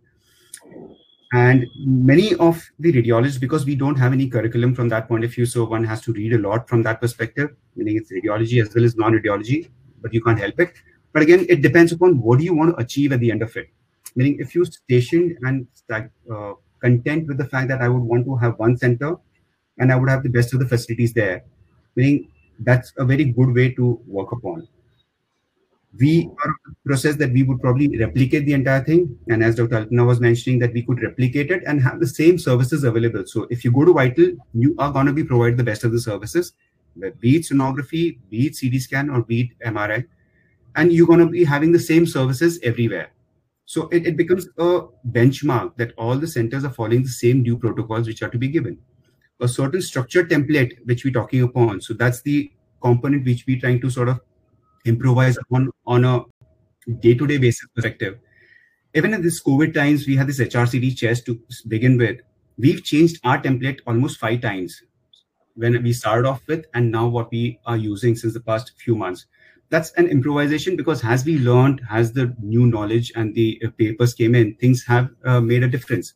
So those are the things which would probably add upon subsequently, and it really helps. And just 2-3 pointers. A trademark registration one should get into at the beginning itself. We've learned the hard way. We start off probably after around 5-10 years later that we got a trademark registered and all those things of your logo. But those things also should be done simultaneously. And the new thing, which meaning during this lockdown, which I've learned a lot, and which every person who's going to open his new center or those who have an existing center I need to be aware of, is the digital marketing component of it. You could outsource it or you could do it yourself, but at least you need to have some basic knowledge upon it from the terminologies which we talk upon. So there are these 2 platforms which you could probably use. There's this Digital Unlocked on Google. It's a free course. Small snippets, short stories are there, and it's like around 20-25 phases which it goes up to, and they give you a certificate as well. At least it makes you aware of what are the things available. You could say that this is not my cup of tea, but then you have to be aware in case if you want to exist. As Sir said, AI, that's like a part of AI, what's going to come in. And that really helps. And if you already have a website, probably there's something called as Think with Google, where you just run your website through that, and they'll give you an entire data upon what are things which you have to improvise upon. So those are the few things which one has to sort of keep yourself abreast with, as a meaning one has to learn and one has to keep reading. That's how I would put this. So I think a lot of new things as input from Nitin sir and also from ma'am. And now a lot of new resources with this COVID times. We are getting used to these virtual platforms and e-learning already. So I think we should learn the marketing component as well. Try to learn at least. And one thing which we have learned from Patkar sir again is that when you have to speak to your physicians and maybe try to meet them also once in a while. Because when you talk to them, like just to kind of inform them the report, they will ask you maybe 1 or 2 questions. That makes your report even more relevant to them. That means you're going to answer what they wanted from your report.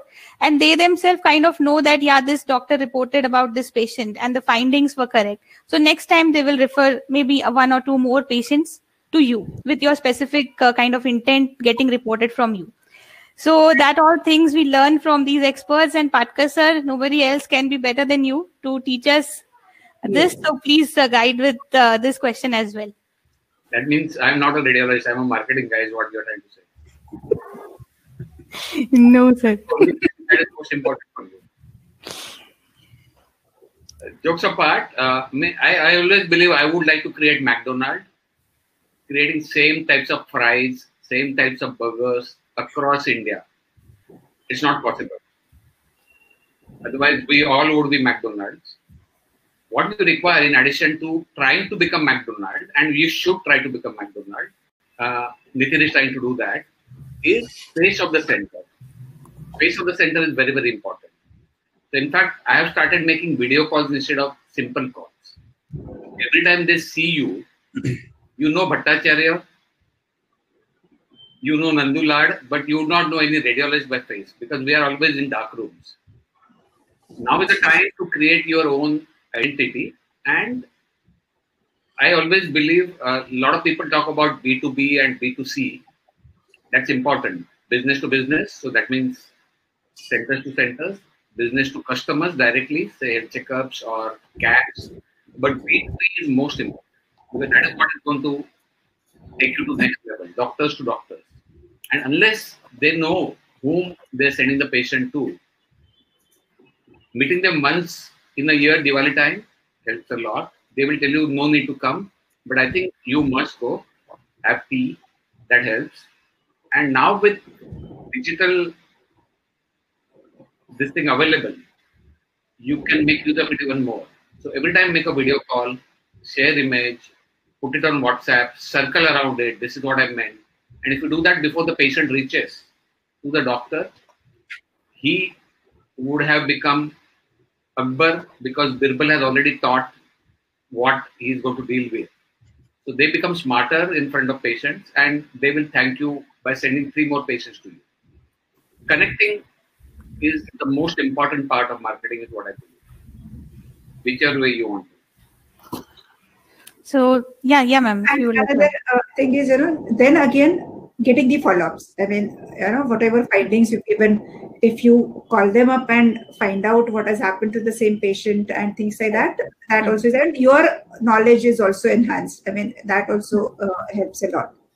So that is another aspect which you should develop with. Calling up the concerned physician, or sometimes we call up the patients because the patients don't go back to the same doctor and change the doctor or whatever. But at least you should try and get the follow-ups of whatever you've given. So I think a lot of good inputs and feedbacks we got from the experts. Now, after this wonderful panel discussion, I would just like your comments, expert comments on this phrase that radiology is a dependent practice. So Alpana ma'am, you can start. Yes, it is a dependent practice. Initially, of course, it is. But over a period of time, once you settle in your practice, you know that patients come directly to you. I mean, even though the patient is referred somewhere else, they know that for sonography it is done here, and they come and tell you that I always come here because you guide us properly, or you tell. I mean, it's not that we are just doing a sonography, but we are talking to them. Give back more than what you get paid for, and that extra mile always helps. So then it comes as a direct practice. But yes, all said and done, it is a dependent practice. Most of the times, unless the patient is being told to do the CT scan, told to do MRI, told to do sonography, they are not going to come on their own. If I start feeling giddy, if I feel my BP is high, I'm going to go and see a physician or do something on my own also. But somebody coming directly for a CT scan, so it is not that. So in that sense, these investigations have to be advised and then they do it. For blood test also, half of the blood test patients do it on their own and they come directly. But for these radiologic investigations, probably yes, it is dependent from that point of view. Then saying that the patient has to be referred to, say, one particular center and things like that, that direct practice may develop over a period of time. But dependent, yes, somebody has to tell the patient to do the investigation. That is. Nitin sir, what do you think?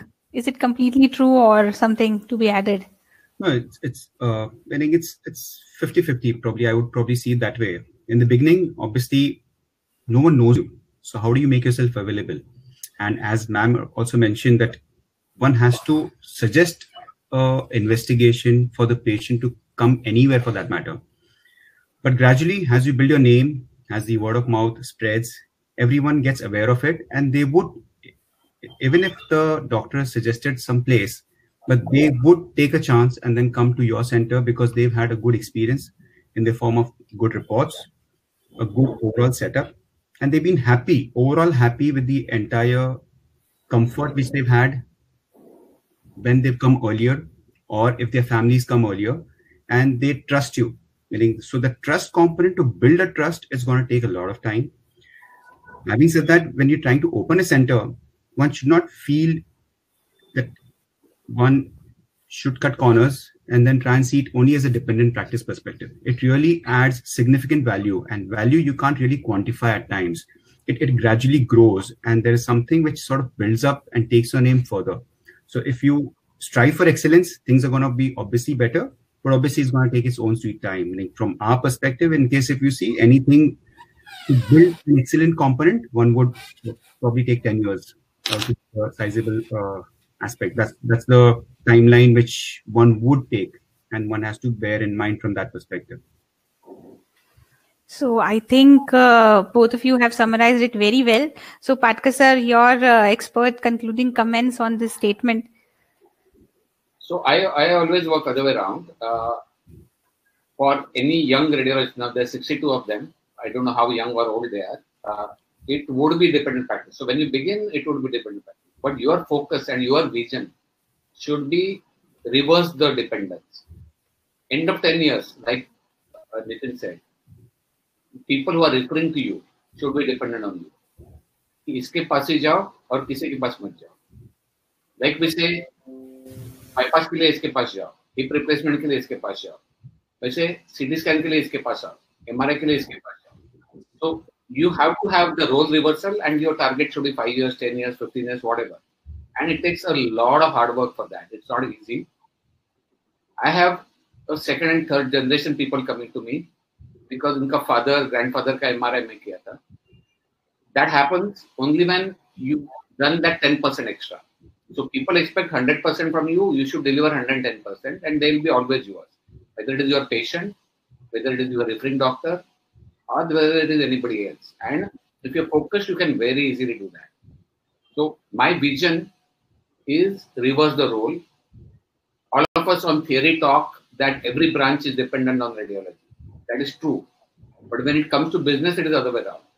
And we should always focus and have vision to reverse the role.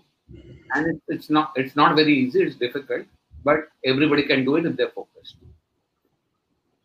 So I would say that with all these insights into the experience-based practice, which we got from our panelists today, we are really, really thankful to all three of you, and also to Aditya Daftari sir and Uday for sharing your own experience, because this kind of webinars, they hardly happen. I am actually attending this for the first time. Patkar sir might have attended a few. But thank you, sir, for thinking about it, because there are people who want to learn these things. These are practical things, because we do want to start our center. They do want to start something of their own. Maybe starting, maybe not like a CTMR center, but maybe someday we want to create a brand, a name. So these things coming from experts definitely will help. So I really thank from the bottom of the heart to the entire team, Dr. Nitin Agrawal, sir, and Alpana Joshi, ma'am, for giving us this time. It was a lengthy session, and you took our time. Okay. Yeah. And thank you, Patkar sir, for taking out time. I was responsible for extending the time. Didn't talk too much. No, sir. So I would request Patkar sir to kindly address our delegates, maybe for a few minutes, and then we can go ahead to the next session, which is from real consistent. They are between 60 and 70. Yes, sir. So they are focused people. Yeah, we are going to get 70 new radiology centers. Yes, sir. Get the names. Yes, sir. So after this, we'll have a session from Secure Now about safe practice and how to cover yourself in these difficult times, indemnity covers and various kind of insurance for your machines and cover for your centers. From a very expert head underwriting and product from Secure Now, Mr. Manish Dev. But before we go ahead, Patkar sir, if you could please address our delegates, maybe with a few words, and then we can switch to Manish sir. Thank you, Mitusha. So, thank you both. Hello, thank you both, Alpana, yes, for being part of this. This really would take these 60 people to next level. I'm very, very sure. It's probably more important than education, because education comes everywhere. These practical tips don't come anywhere. We've done 120 plus webinars. I'm more proud of doing this rather than doing anything else. Whole world does that. Very few people do this. So it gives me immense pleasure to have you all on this first of its kind IRIA Radiopreneurship webinar session for enhancing radiology practice. This initiative was launched by IRIA on Independence Day, keeping in mind the fact that radiologists need to cultivate and learn entrepreneurial skills, which we lack. And it is also important in order to set up financially viable radiology practices and run them successfully. Both radiologists and entrepreneurs bring with them their unique skill sets, and if channelized correctly, the partnership between the entrepreneur who focuses on driving the business and the radiologist who focuses on medical aspect can be a successful one. And merging them together would be nothing better than the best. Nonetheless, if a radiologist plans to become an entrepreneur, there should be nothing stopping him or her. All you need is the drive to do something unique.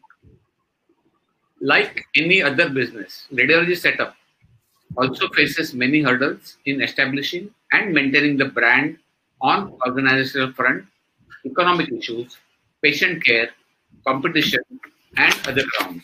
The idea behind this session is to help address such issues which all of us might face while running or setting up our own businesses.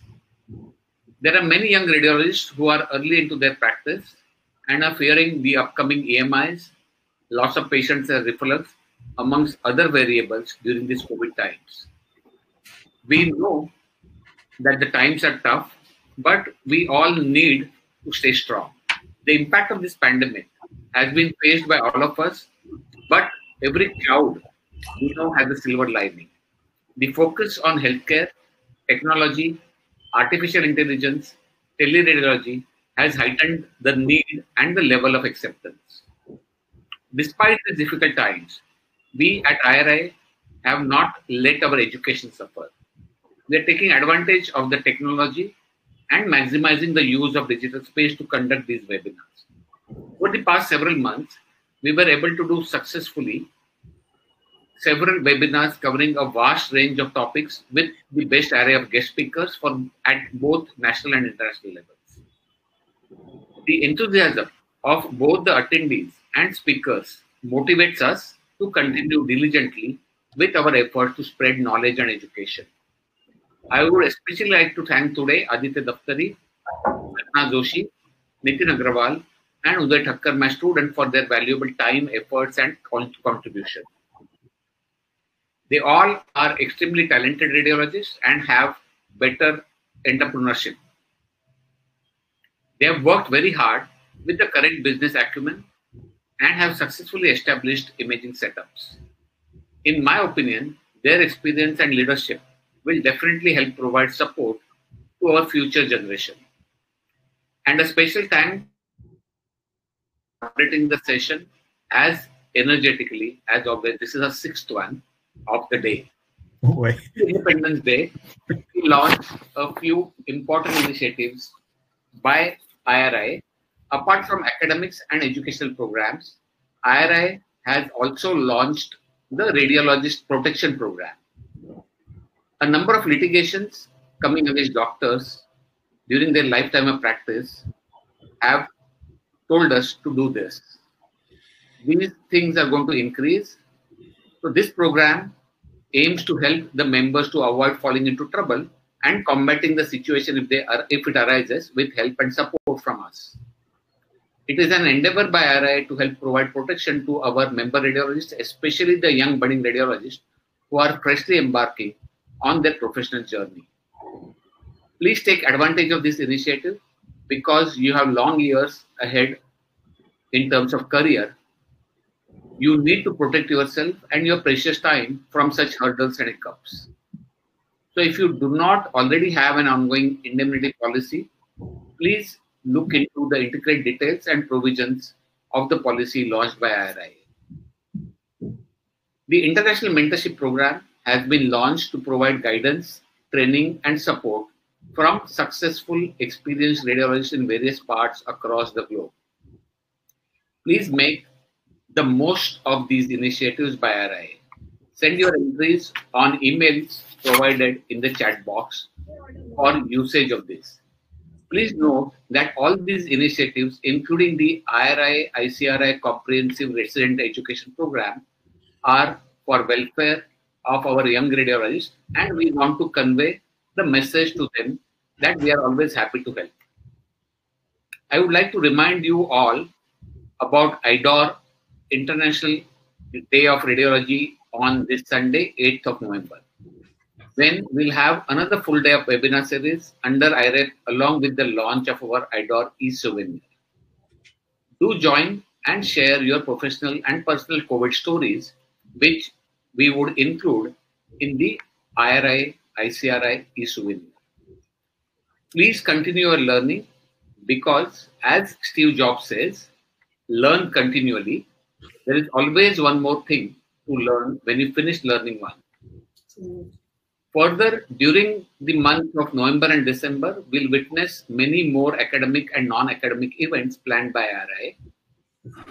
The first 2 Fridays, we will have interactive webinar sessions specifically focused on streamlining and shaping radiology as a business model.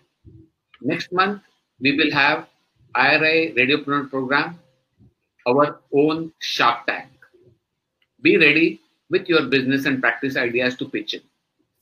This year end, do join us for 2 mega events. One, Global Radiology Conclave between 18th and 20th of December, where we'll have about 60 speakers completely from US, Europe, and eastern part of Asia talking on case-based lectures.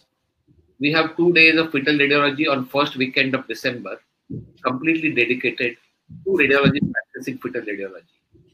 And of course, in the meanwhile, stay safe, stay connected, long live IRIA. Thank you all. Thank you. Thank you, sir, for those kind words. And we will definitely be looking forward to the upcoming programs under the aegis of IRIA and ICRI. And this week, we started with this particular web series of IRIA Radiopreuner. As sir said, we'll definitely have another pitch-in kind of activity where you can actually showcase your business ideas, and IRI will come up to support you in your ventures. So be prepared. And next Friday, we'll have a similar session with few more experts in this field to guide us. So be ready with your questions and doubts. I would again like to thank Alpana ma'am and Nitin sir for all their feedbacks and their time as well as their contribution. Thank you, sir. Pleasure with us. Yeah, thank you. So with this, now we can move ahead. I'm logging out. Yes. So with this, now we move ahead to our next speaker. And for this, we have a very special guest from Secure Now. So the topic he's be talking about is how to secure and safeguard your business, your radiology practice as an individual and also as owner of your center. So we have with us Mr. Manish Dev, who has several years of experience in this particular field, and he has worked with companies like HCL Technologies, NIIT Limited, and HPCL. And he's currently head the underwriting and product vertical in Secure Now Insurance Broker. And he has his team has successfully given the subsidized indemnity covers for IRI members specifically, which already we have heard about, and already almost 200 people have taken benefit of. We welcome you, sir, and over to you. Hi, good evening. I hope I'm audible. Yes, we can see your screen also. Great, awesome. Thank you so much. I think before I start my presentation, I think even though I'm not a radiologist by profession, but as somebody who aspires to be an entrepreneur, some of the inputs given by the speakers in the session just before this, I think they were very to the point and path-breaking. I think if we are to follow some of those, both from the items that we would have, from some of the machines that we should have, and also from the marketing perspective, I think makes a lot of sense. Now, following up on that, what we have done is my organization is Secure Now Insurance Broker. Let me give you a brief about what my organization does, and then I will talk about 2 specific products. One, the liability insurance that you should have for your hospitals or your basically your medical premises where you operate, and also a fire and burglary insurance, which again obviously which has a small coverage of machinery breakdown. And let me then speak in detail about these 2. How does this help you? Where does it help you? And also the claim process, so that you have not just taken the insurance, but then when the need arises for this insurance to work in favor of you, how does Secure Now helps? So my organization is Secure Now Insurance Broker. As the name suggests, we are an intermediary between the insurance companies and the clients. In this over here, we have tied up with IRA. We have worked with them, taken their inputs, taken their feedback, and developed multiple customized offerings. Now, about my organization, we have close to 18,000 odd clients. We are spread across pan India, so we have presence in multiple cities. We have our offices in Delhi, NCR, Pune, Bombay, Bangalore, Hyderabad, and a strong team of 500 odd people. Now, why would anybody go for us? Again, like just briefed you, other than the presence that we have, we work with multiple insurance companies. In fact, we work with all the insurance companies that exist. We act as single point of contact for you. So in the whole ecosystem, you interact only with Secuna, and then it is our job to license between the insurance companies, and you make sure that your coverages are right, make sure that the premiums that the insurance companies have given you are right. They are not just right, but they're also competitive and the best in the market. And the key features, some of the coverages that get missed out when you directly deal with insurance companies or from some of the typical web aggregators that are available, that doesn't miss out when you work with Secuna, because we not just sell insurances, but then we also provide our detailed counseling and consultancy services to you, so that you know what you've got, why have you got, and when the need requires, how to approach it. So that's a brief about my organization. Again, we have won a lot of awards. We have been awarded multiple awards in multiple platforms. Claims Innovation of the Year, we have been winner in 2016. We have also been some of the finalists in year 2018. In fact, we were also the winner in 2019 for P&C Broking Initiative. So that way, we are a known broking name across the market. And because of the forte that we have built, we have steadily grown in sizes in terms of the clients that we have acquired. Again, who do we work with? We work with everybody. We work with all the top insurers. We work with the PSU insurers. By PSU, I mean the public sector insurers. Somebody like Oriental, New India. We also work with all the private insurers. Your ICICI Lombard, Max Bhupa, IFCO Tokyo, Relicare, etc. So we work with all the insurers end to end. Now, coming specifically to the two coverages that I want to spend some time on. Before this, the week before, we also had a session where the customized product that we have created, doctor's indemnity, professional liability, that we gave in detail. We have also rolled out the rates for everybody. So those are very customized product and at a very subsidized rate, which is not available, obviously, anywhere outside. Similarly, what we also now wish to present to you is we are working on some of the liability insurances that is typically required for your premises. So, for example, one of them, and the most important of them, is commercial general liability insurance. Now, what does it do? This, in the event of any accident that happens, the liability insurance protects the doctors, the dentists, the radiologists, and any other profession from the high cost of litigations that can happen. Now, how can these happen? These can happen through some of the patients that keep visiting your offices, the delivery people, and any other visitors. So where is this required and why is this required? Because the frequency of third-party visitors is very, very high in your center. So whenever you're starting a center, whenever you build it up to scale, whenever you have multiple centers, multiple radiologist labs across the country, you'll have multiple visitors visiting. So this insurance will be there. This insurance will be required. Now, what does this insurance help you with?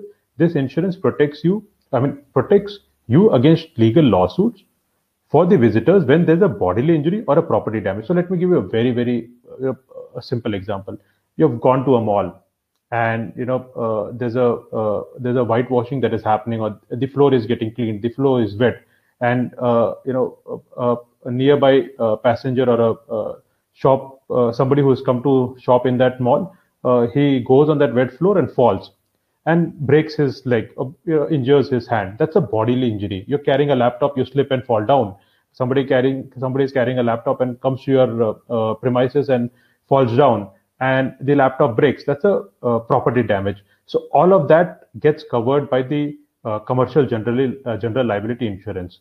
Now, if I come to the right side of the slide, what are the major coverages this will include? This will, again, like I said, designated premise cover. All your patients, all your visitors, their injuries get covered. Just remember, this is there for third party. So by third party, this is not applicable for your staff. This is not applicable for you. This is applicable for everybody else who is not your own staff.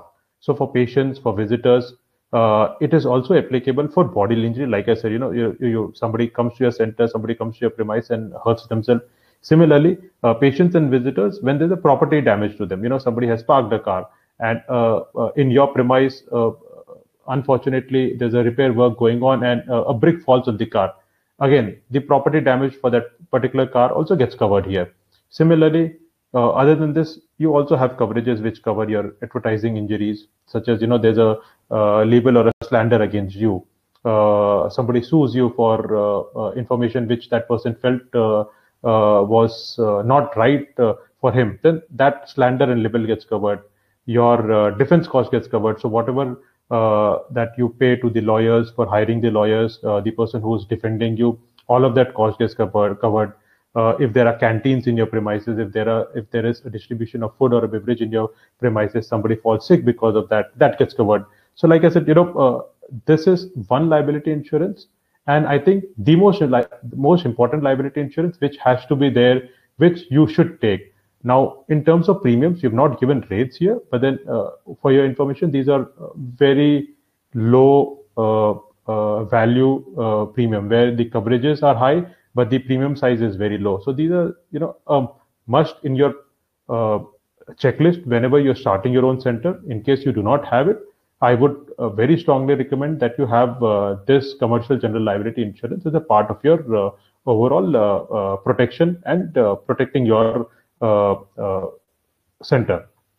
Now, similarly, the first one was the general liability insurance protects you when there are litigations against you. That's that is what it does. Now, coming to your center, in your center, you will have, what do you have? You have the overall building structure that you have. You will have your furniture fixtures. You will have your machinery. You will have, lights, laptops, electronic items. Now, who should protect them? Somebody has to protect them. And why should they be protected? Now, these should be protected against any of the natural calamities. There can be fire in your premise. There can be an earthquake. There can be riots. There can be malicious damage to your building. There can be any type of a storm or a flood that keeps happening. So, the speakers were talking about Mumbai. Not just Mumbai. If there are heavy rains and your center is in, say, the basement area and gets flooded, so all of that gets covered over here. Any valuables that you have, any assets that you have in your premises, in your establishment, that will get protected over here. Now, of this, the most important one I would want to talk about is the machinery breakdown insurance. Why is this important? This is very, very important because you'll have a lot of costly equipment and machineries in your center. So, for example, your CT scan machine, your X-ray machines, your ultrasound machines, some of the desktops, laptops, mobiles that you have, those can get damaged because of accidental damages. Now, what do you mean by accidental damages? So there's a fire, there's an earthquake, the complete building collapses. That is a separate thing. But what if the machinery is there and accidentally it gets damaged? For example, let's take the example for laptop. The laptop falls down while you're operating and breaks completely. So that's an accidental damage. So all accidental damages get covered here. And as a part of that, any electrical breakdown, so it can be an electrical malfunctioning. It can also be a mechanical breakdown.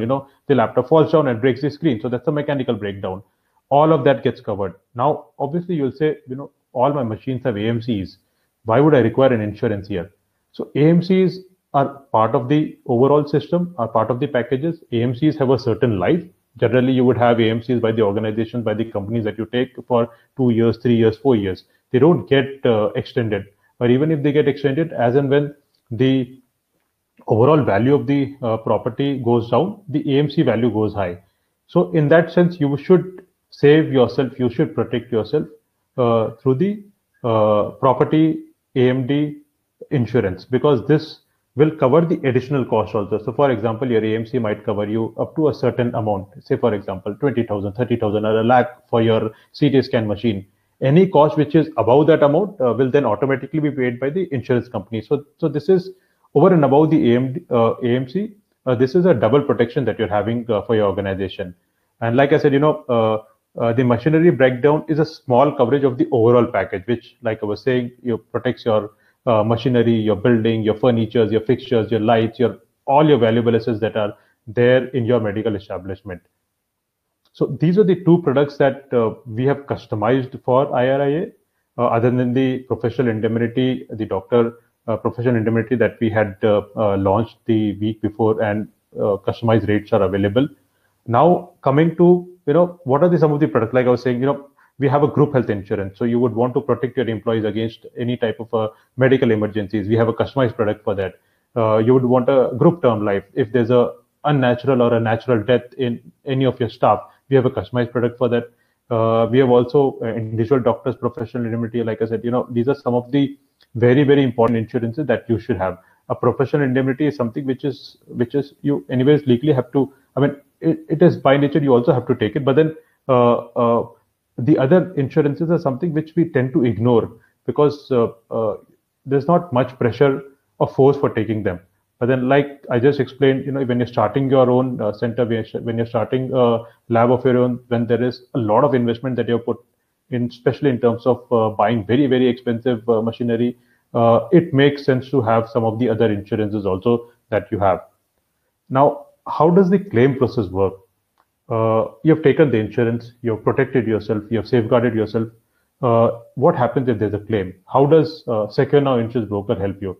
One, Secure Now Insurance does the complete paperwork for you. So if there's a legal notice that comes to us, we then handhold you in terms of registering the claim, making sure that all the paperwork that is to be filed, that gets driven by us.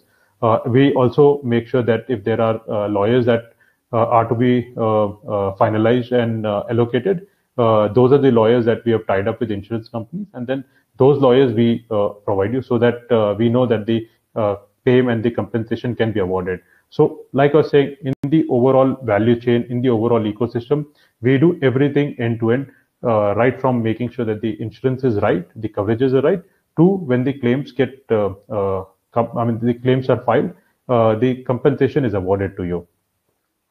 Now, who are some of the other esteemed clients that we have? Again, might not be important, but it always makes sense for you to know, in case if you would want to check about us, who do you check with?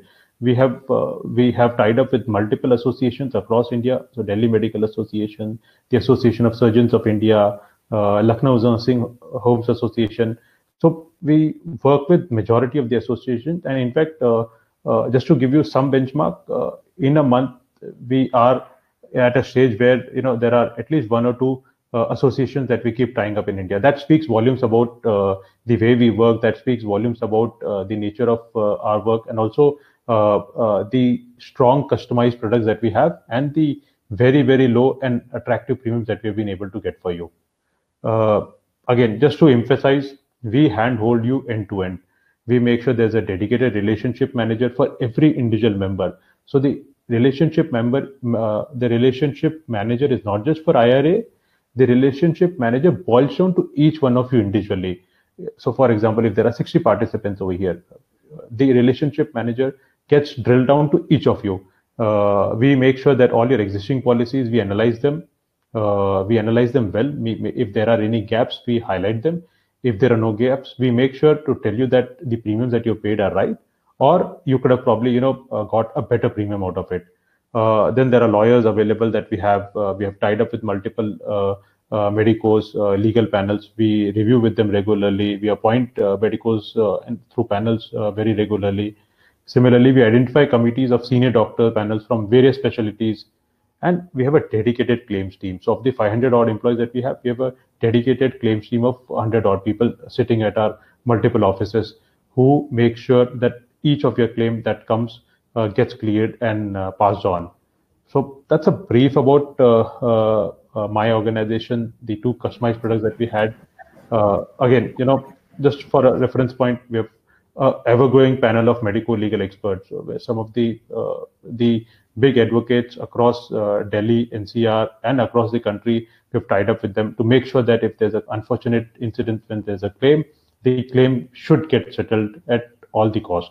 So that's a brief about Secure Now. I thought, I'll be quick, I'll be short, to make sure if there are any specific questions that you would have, I'll be happy to answer them, because insurance is something which is very technical in nature.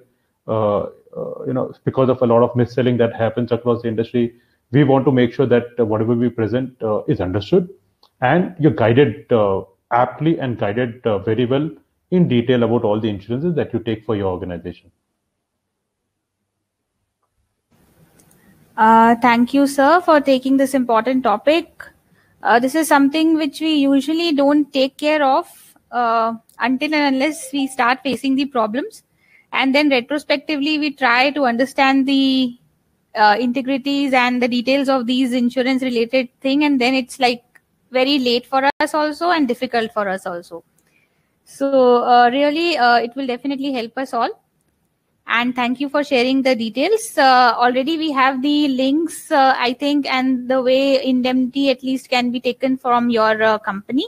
So I would again request all the radiologist members of IRIA to take advantage of what IRIA has arranged for all of you. It's at a very subsidized rate, and all of you can benefit out of it, and just take care of what sir told us. And not only this particular thing, but also the panel discussion. And before that, the session from Dr. Aditya Daftari sir and some relevant practical points with Dr. Uday shared with us. So I think with this, we can conclude today's session. And we again are thankful to all our speakers and panelists for their time and contributions. And to all our listeners and e-delegates who were there present with us and took advantage of whatever we were talking about. The next session would be next Friday, 13th of November. So do join us for the same and spread the word around. We would like to share this particular recorded session on our YouTube channel of IRIA-ICRI as well for any future reference. Thank you once again, and do stay tuned up for the upcoming programs from IRIA and ICRI. Stay safe, stay connected. Thank you, ma'am. Thank you, sir. Thank you. Thank you, everybody.